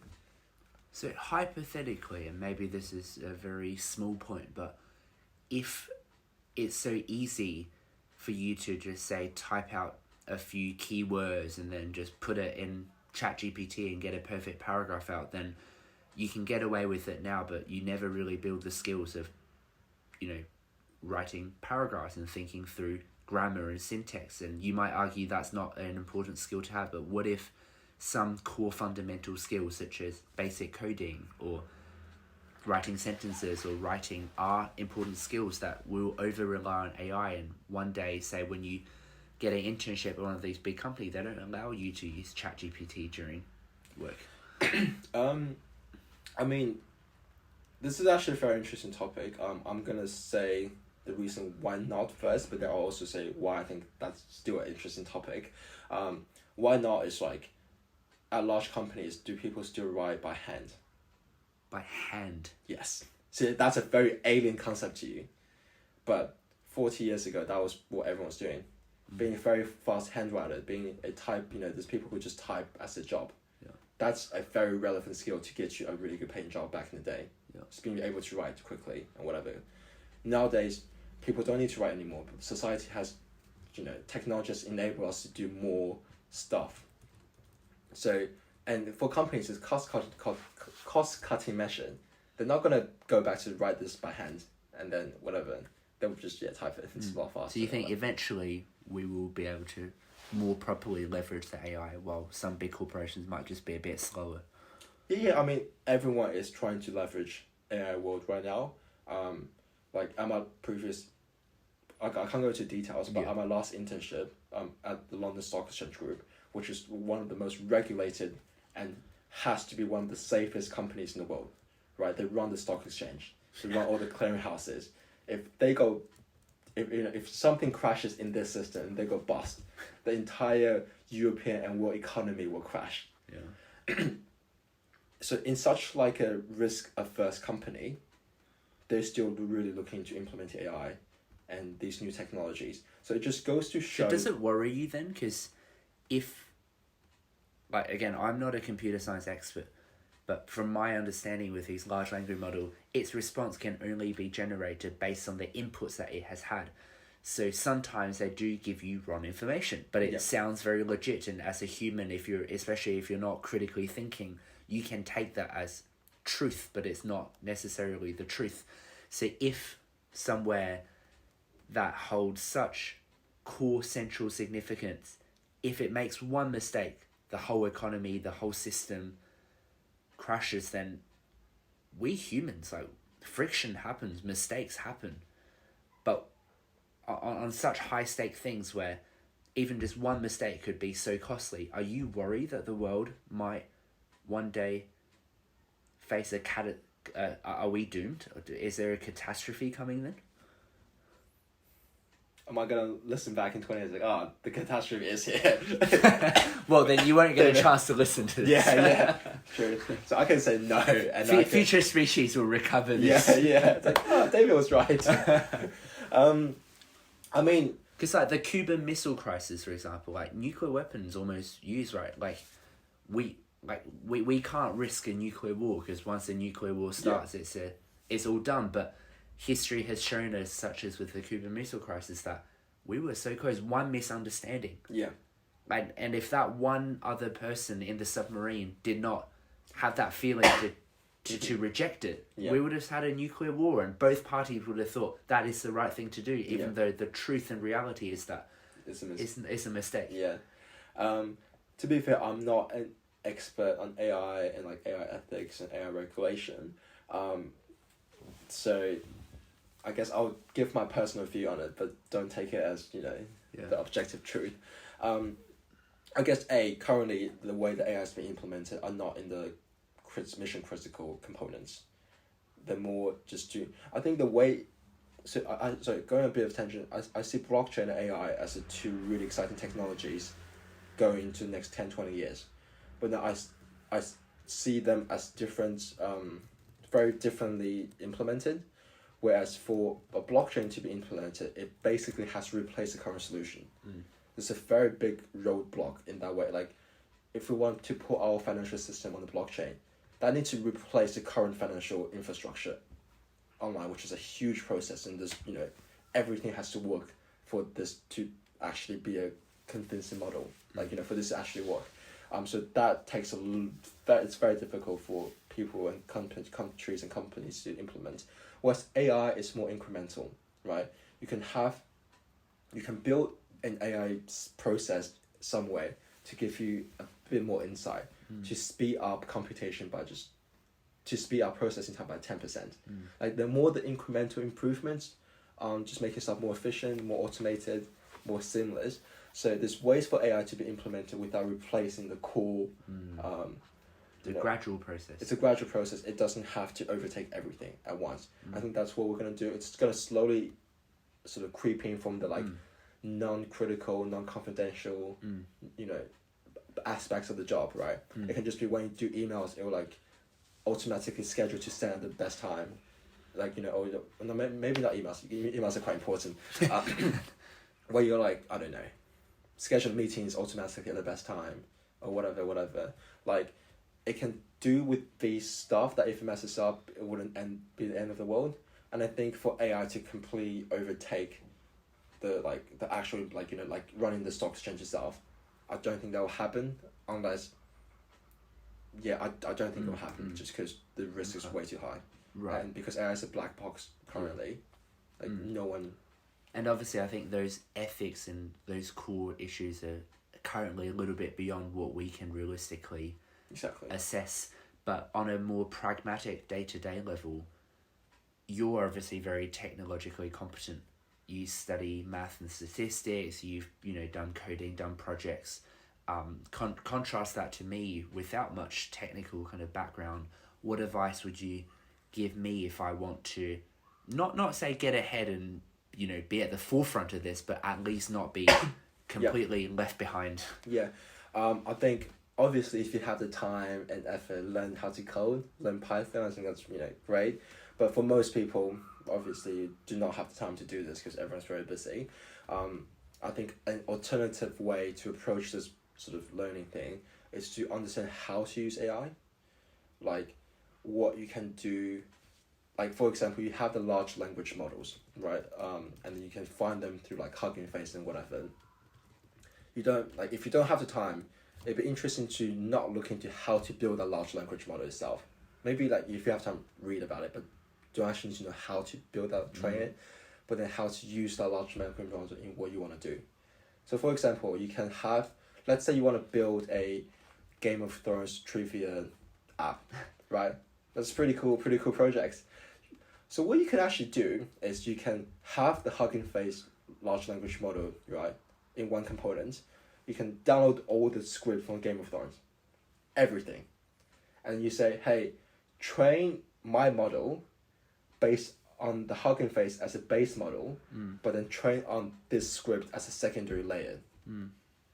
So then when you ask the question, it searches through the script, and then the script then determines what the large language model receives.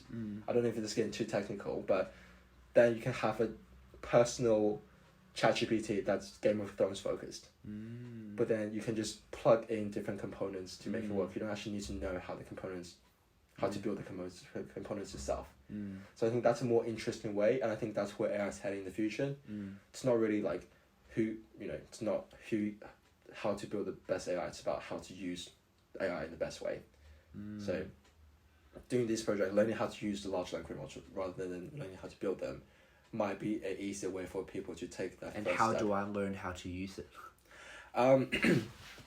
So I think online resources firstly, but then secondly, from my personal experience, building a project yourself is the best way to learn, because a lot of times in coding, a lot of programs don't actually know how to code from beginning to end. They code something, they come across a problem, they're stuck, they search up on Stack Overflow or whatever, Google, ChatGPT, they get a solution, they understand how the solution works, implement it back into the code.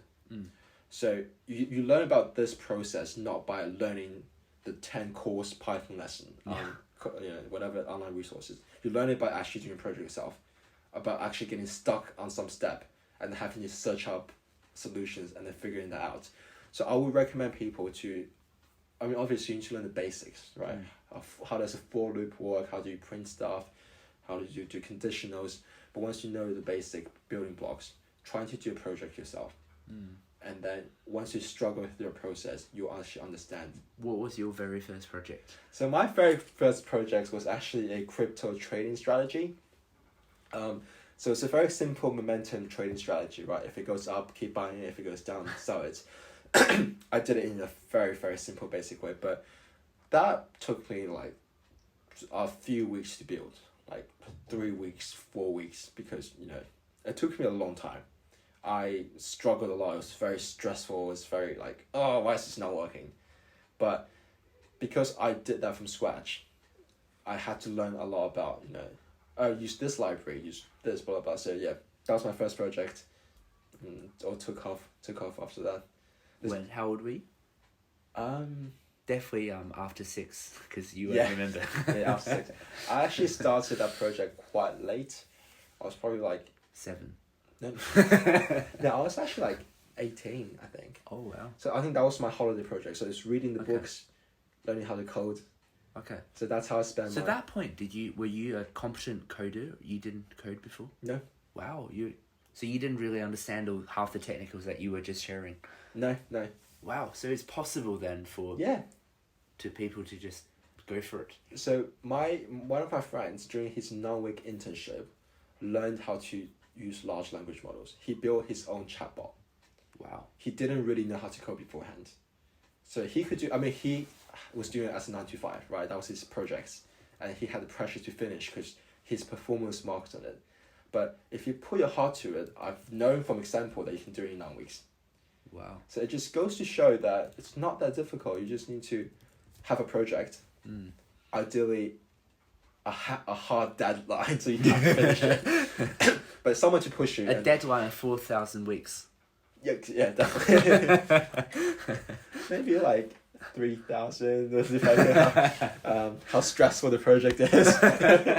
But yeah, it's just get your hands dirty, do something practical, and I think that's the best way to learn. But yeah, didn't really know. By the way, that training strategy performed terribly, so I do not recommend using it. Well, now you know that strategy doesn't work. It doesn't work. It was going up, so I was like, oh, this is really great. And then I compared it to the base index. Oh. It's like, oh, never mind. Oh, okay. It's going up because the market's going up a lot more than my strategy.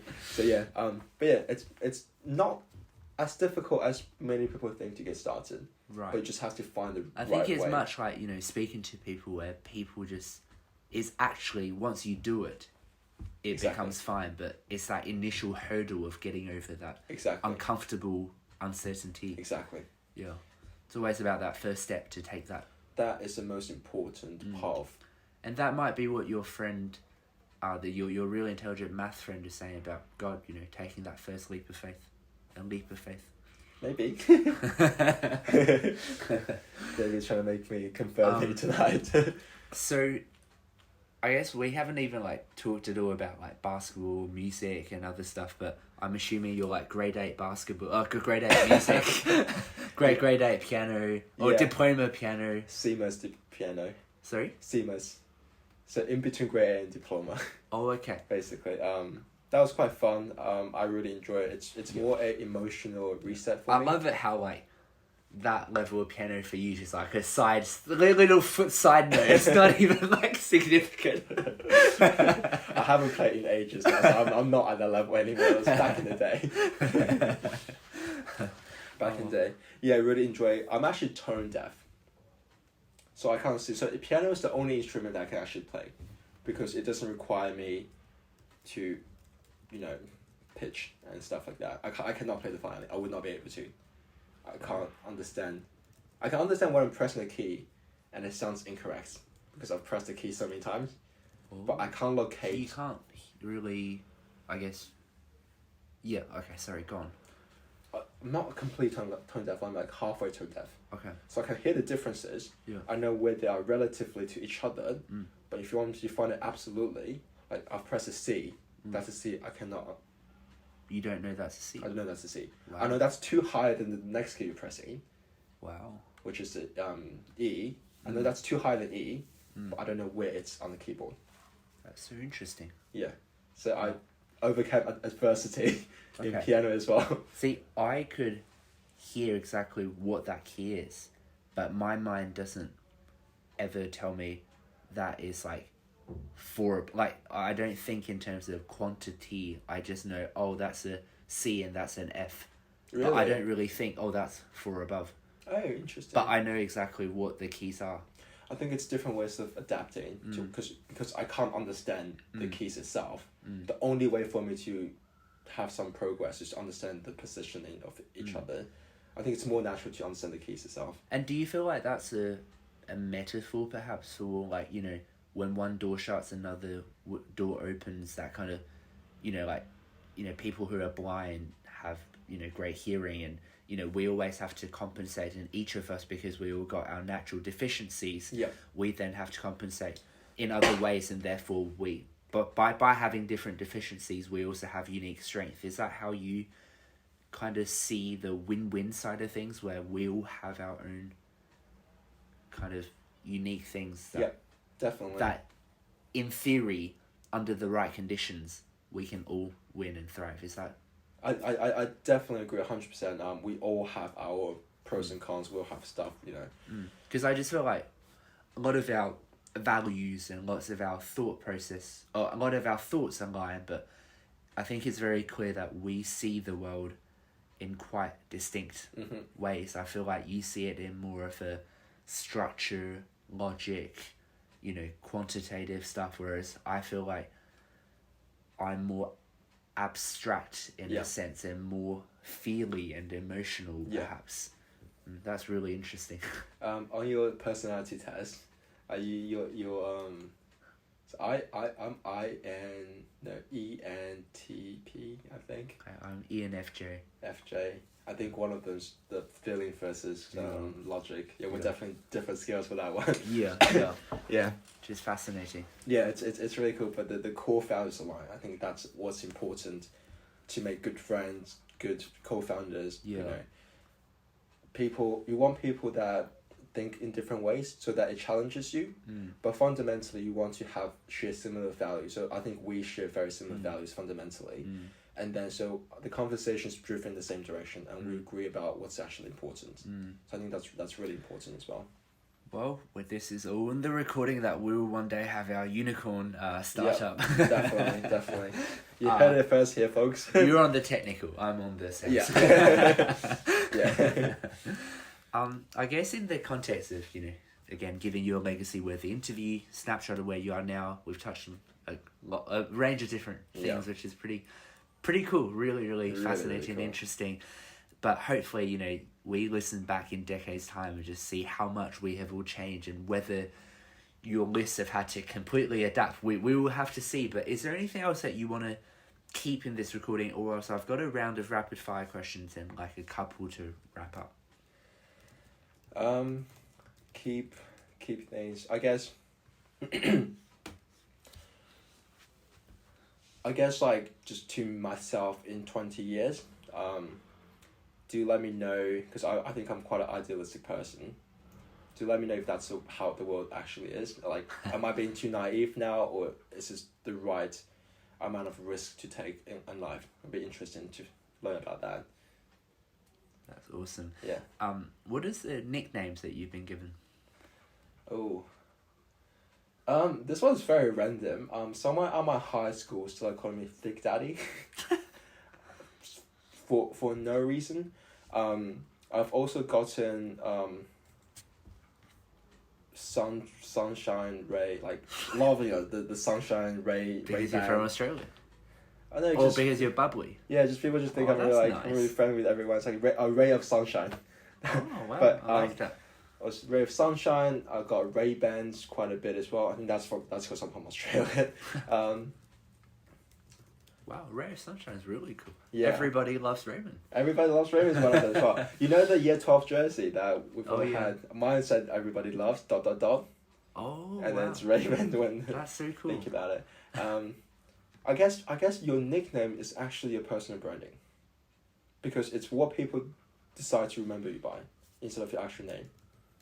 So I think what nicknames you get might be quite, you think... revealing. You think about all the sports players. All of their nicknames are their personal brands. You have Mamba, Kobe. Black Mamba, that's his... King James. King James is a king. He's been here for 24 years. The beard.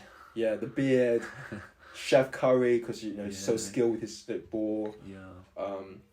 The goat. That's debatable. The goat. The goat. That's debatable. But I think personal nicknames is actually a really good way to show what your personal branding actually is. It's what people decide to remember you by. Who is the GOAT in basketball? I think it's Michael Jordan, but that's my personal opinion. What time do you usually sleep? Oh, don't ask me this question now. It's terrible. 1 a.m. is probably my average. And when do you wake up, usually? Depending on when I have to wake up. Oh, so you will sleep in? Oh yeah, if I can. Like sleep in till 8? Oh, 8. 8? 12. See, I'm a 10-hour person, sleep kind of person. Wow. So I can sleep till like midday. Oh yeah, I usually... At uni. On the weekends, I wake up at 12. It's not that surprising.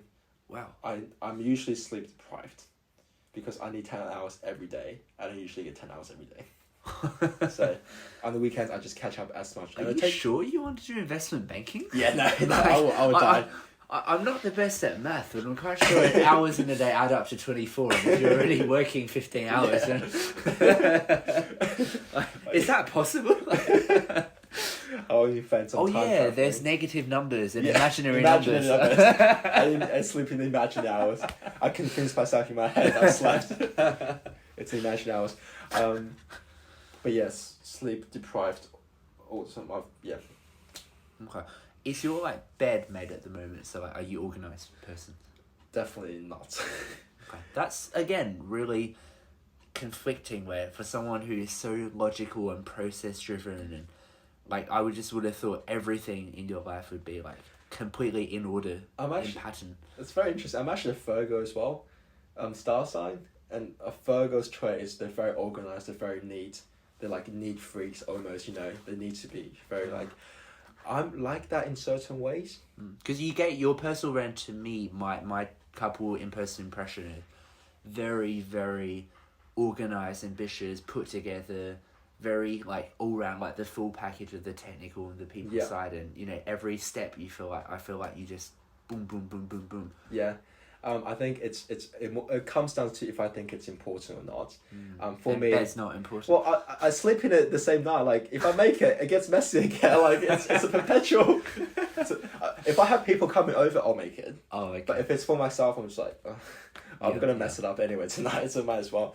So yeah, stuff that. But I do have, my room is probably not the cleanest, just because I don't have I do have time. I'm just lazy, actually. What would you most value in a potential partner if you don't have one now? I do not have a partner. Ladies listening. Have you ever dated or? Yeah. No, I have. I think this is actually quite a interesting topic. So I personally see my ideal partner as someone that I will be really good friends, best friends with, if I wasn't attracted to them romantically. So if it's just some of my best friends right now, if I was attracted to them romantically, they would be the ideal partner, because I just think, again, so and then to break down best friends, I see best friends as having two qualities. A, the day-to-day, you just click so well, you have so much fun, you get each other, you laugh a lot, the fun friend stuff. But B, I also want someone who's ambitious, who can push me, who can inspire me, right? If I'm with them, we're growing together by just, engaging with each other and inspiring each other, pushing each other. So someone who combines these two qualities is someone I think is perfect as a best friend. My best friend right now, we're very close friends. A lot of people actually think we're gay because of how close we are to each other. No, we're not gay. We're just friends. Are you sure we're gay? This has happened way too many times for it to just be a coincidence. We giggle at each other's jokes. We're just we're maybe a bit too tight at times, but he's also a very, very ambitious person, and he's very smart. I look up to him a lot, so I think that's a perfect combination. Of unfortunately, I am not gay, so we're not. He's not the ideal partner. But if it's someone who a female version of him that I'm attracted to, I would see that as someone you can grow with, intellectually, personally, but someone you can just have fun with as well, just day to day wise. I think that's the two things I look out for. Right, and lots of obviously young, ambitious people nowadays delay finding a partner, or at least marrying, or so-called settling down, with the connotation that once you find someone settled down, you can't really pursue that that kind of entrepreneurial lifestyle. Do you feel that tension or pressure? And if so, is there I wouldn't want to marry before a certain age, or before I achieve something? Is there any that kind of? No. I'm more free flow. I think if the perfect person comes along, my life plan can just change. If I know the list can update. Yeah, the list will update. Or this will be married. This girl next year. The list will update, and I think, as an anecdote, this summer, during I'm quite busy during the summer, just doing a lot of stuff. I've got Hinge, and I'm like, I'm never gonna go on dates and stuff because I'm too busy doing entrepreneurial stuff. I have Hinge. I do go on and spend, but I just genuinely do not have the time to go on Hinge. And because I'm so passionate in the stuff I'm doing, I genuinely sort of don't want to almost waste time going on Hinge. So then I think, for me personally, it's where my mindset at the time. If some girl who comes along blows me away, I'm like, I will never find anyone else like this in life. I will shift my priorities to make sure we maintain connected.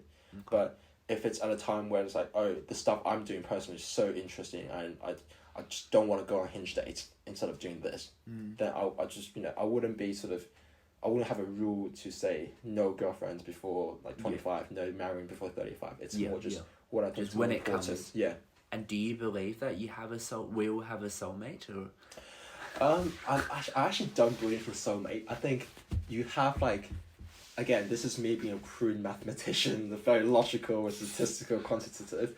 I think, statistically speaking, you probably have like 100 people, 1,000 people in the world that will be your soulmate.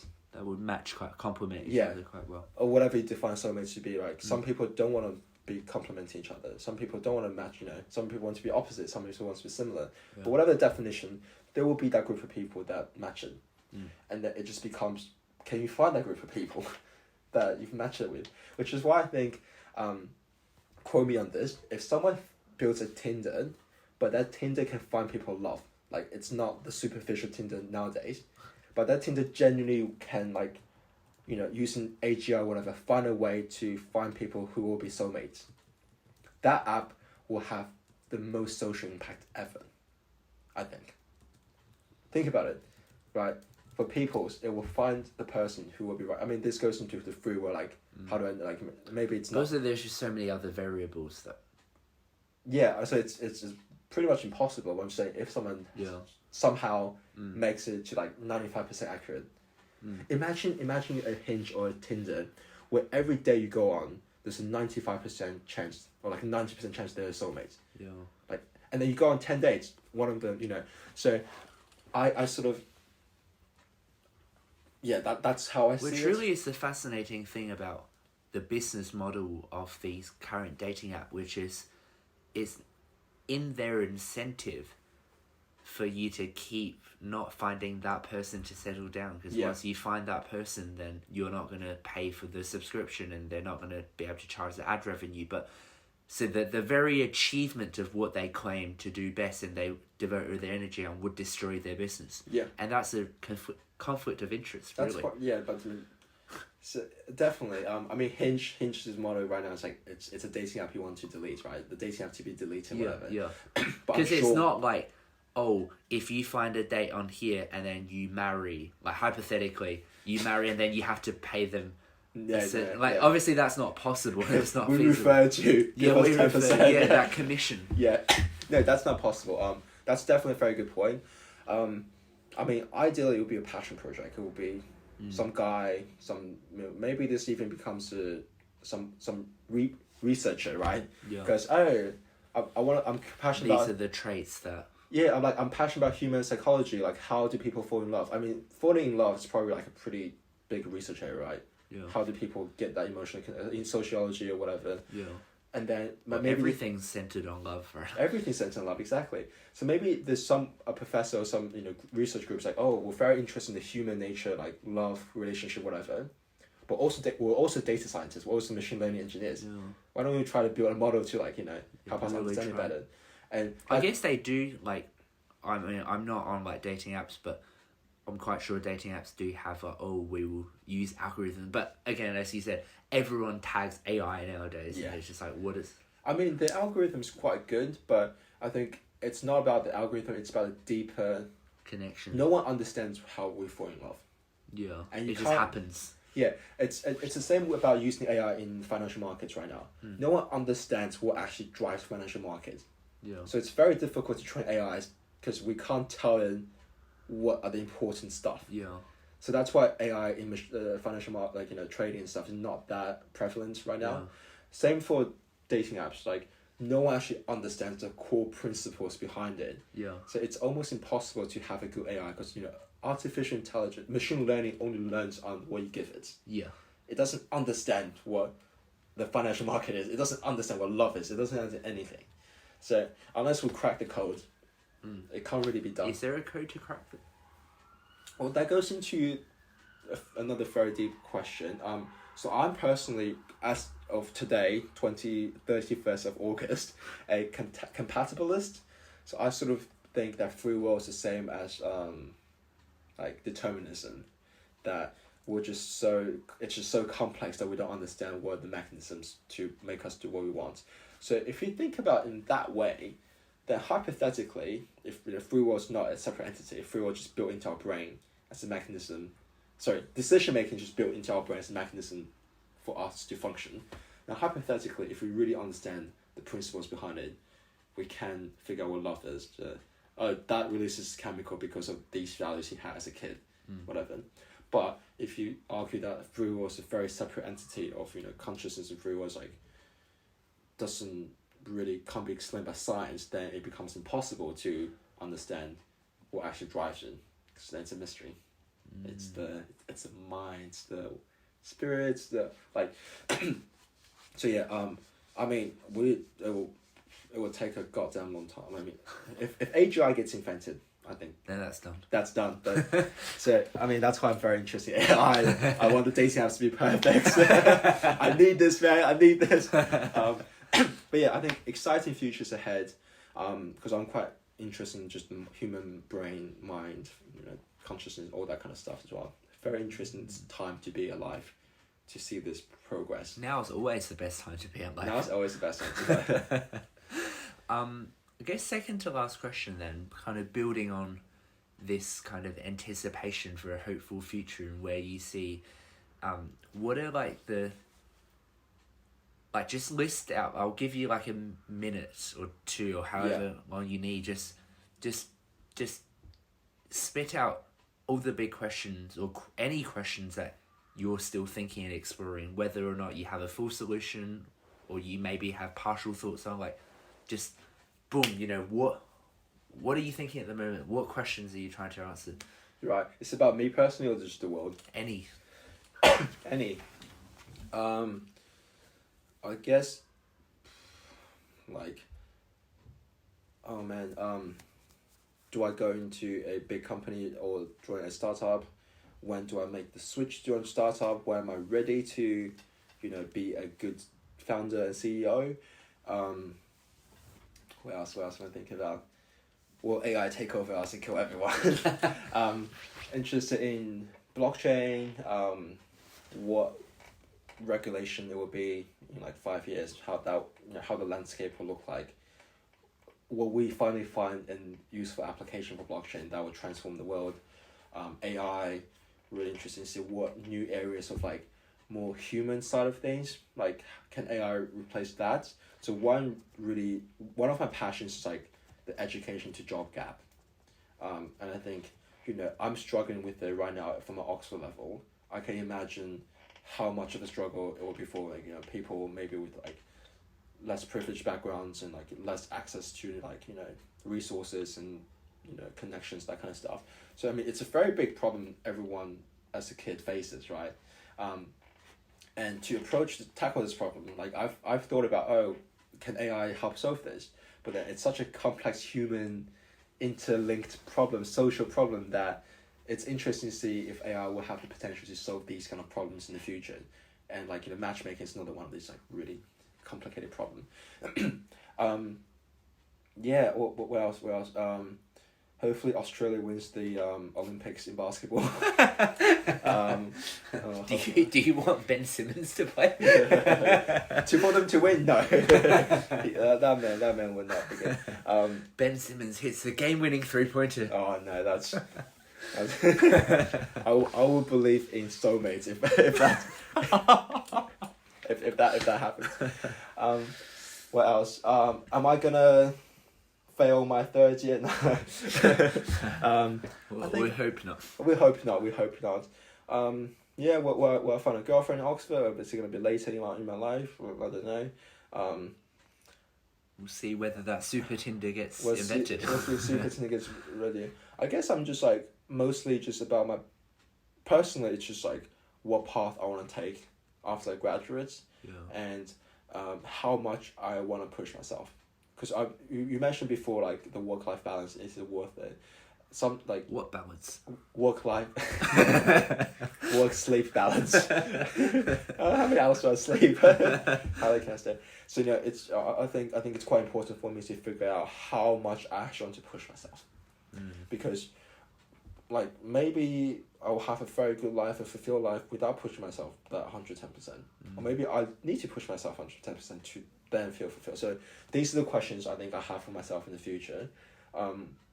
Societally, is how a company's gonna, is carbon tax gonna be introduced? A government's gonna push on this ESG stuff.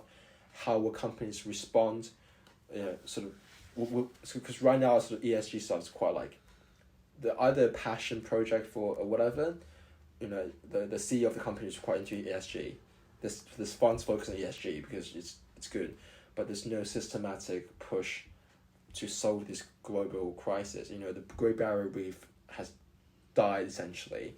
I mean, that's one of the lesser extreme, like lesser harmful example.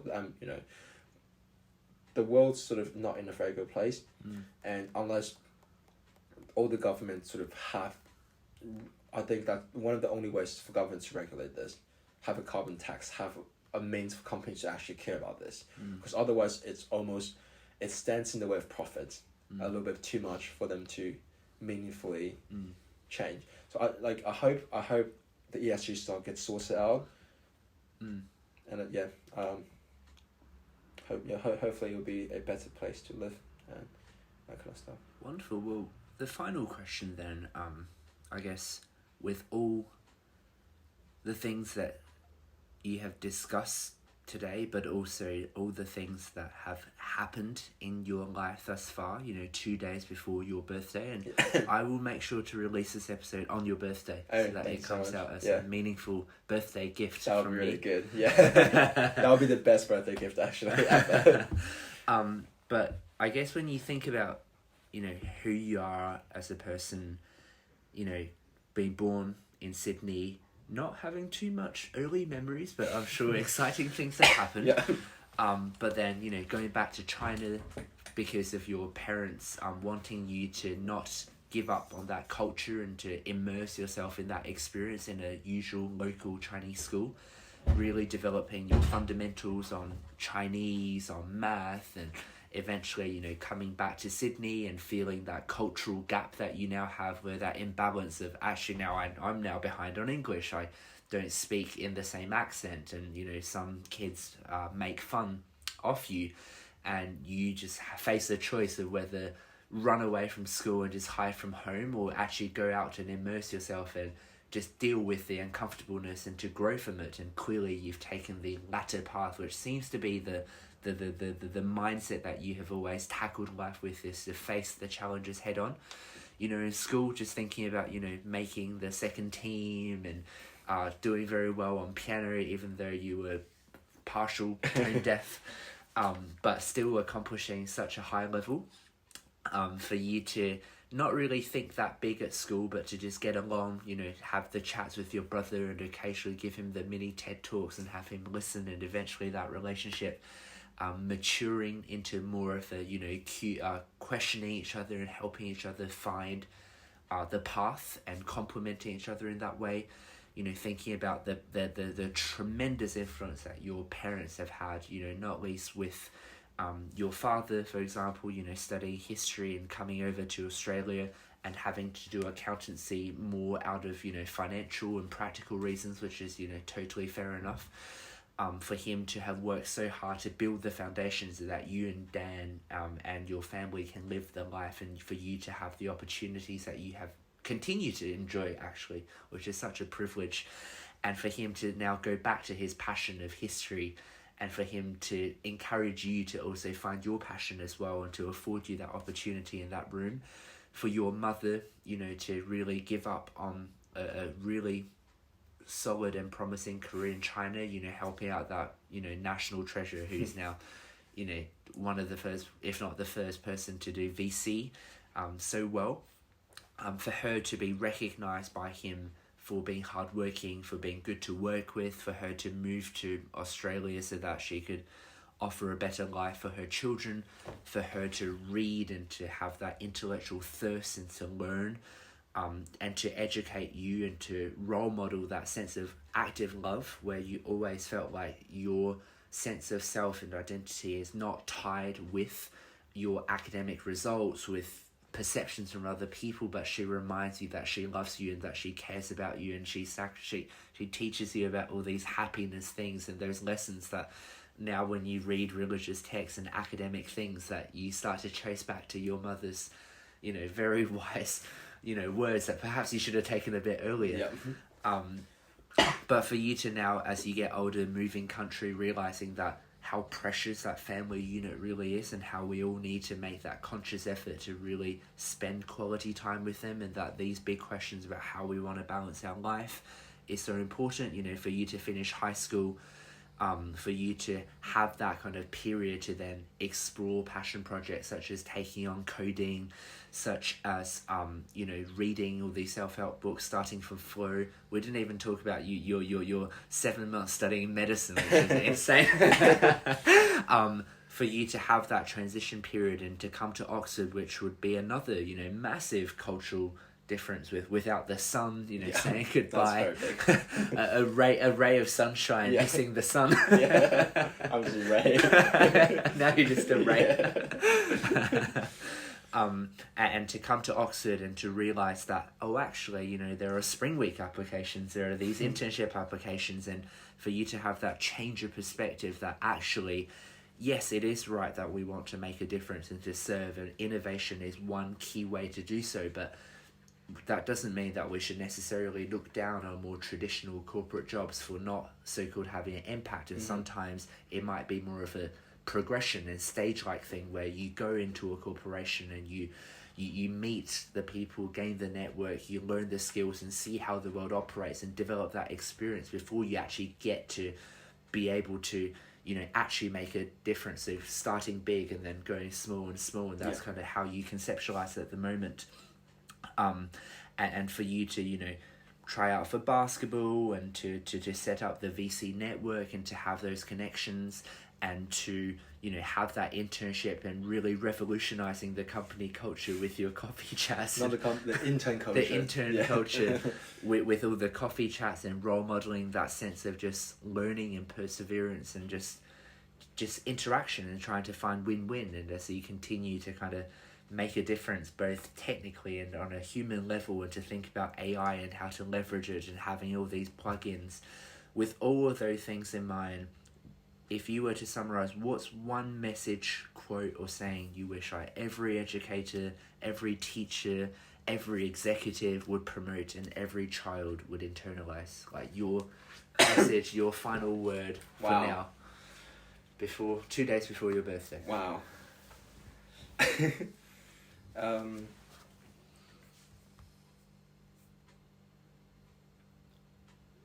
I think the most important message is to find happiness and content from within, and to keep questioning about the world and the values you have, and just sort of, internalize. It's more than a word, but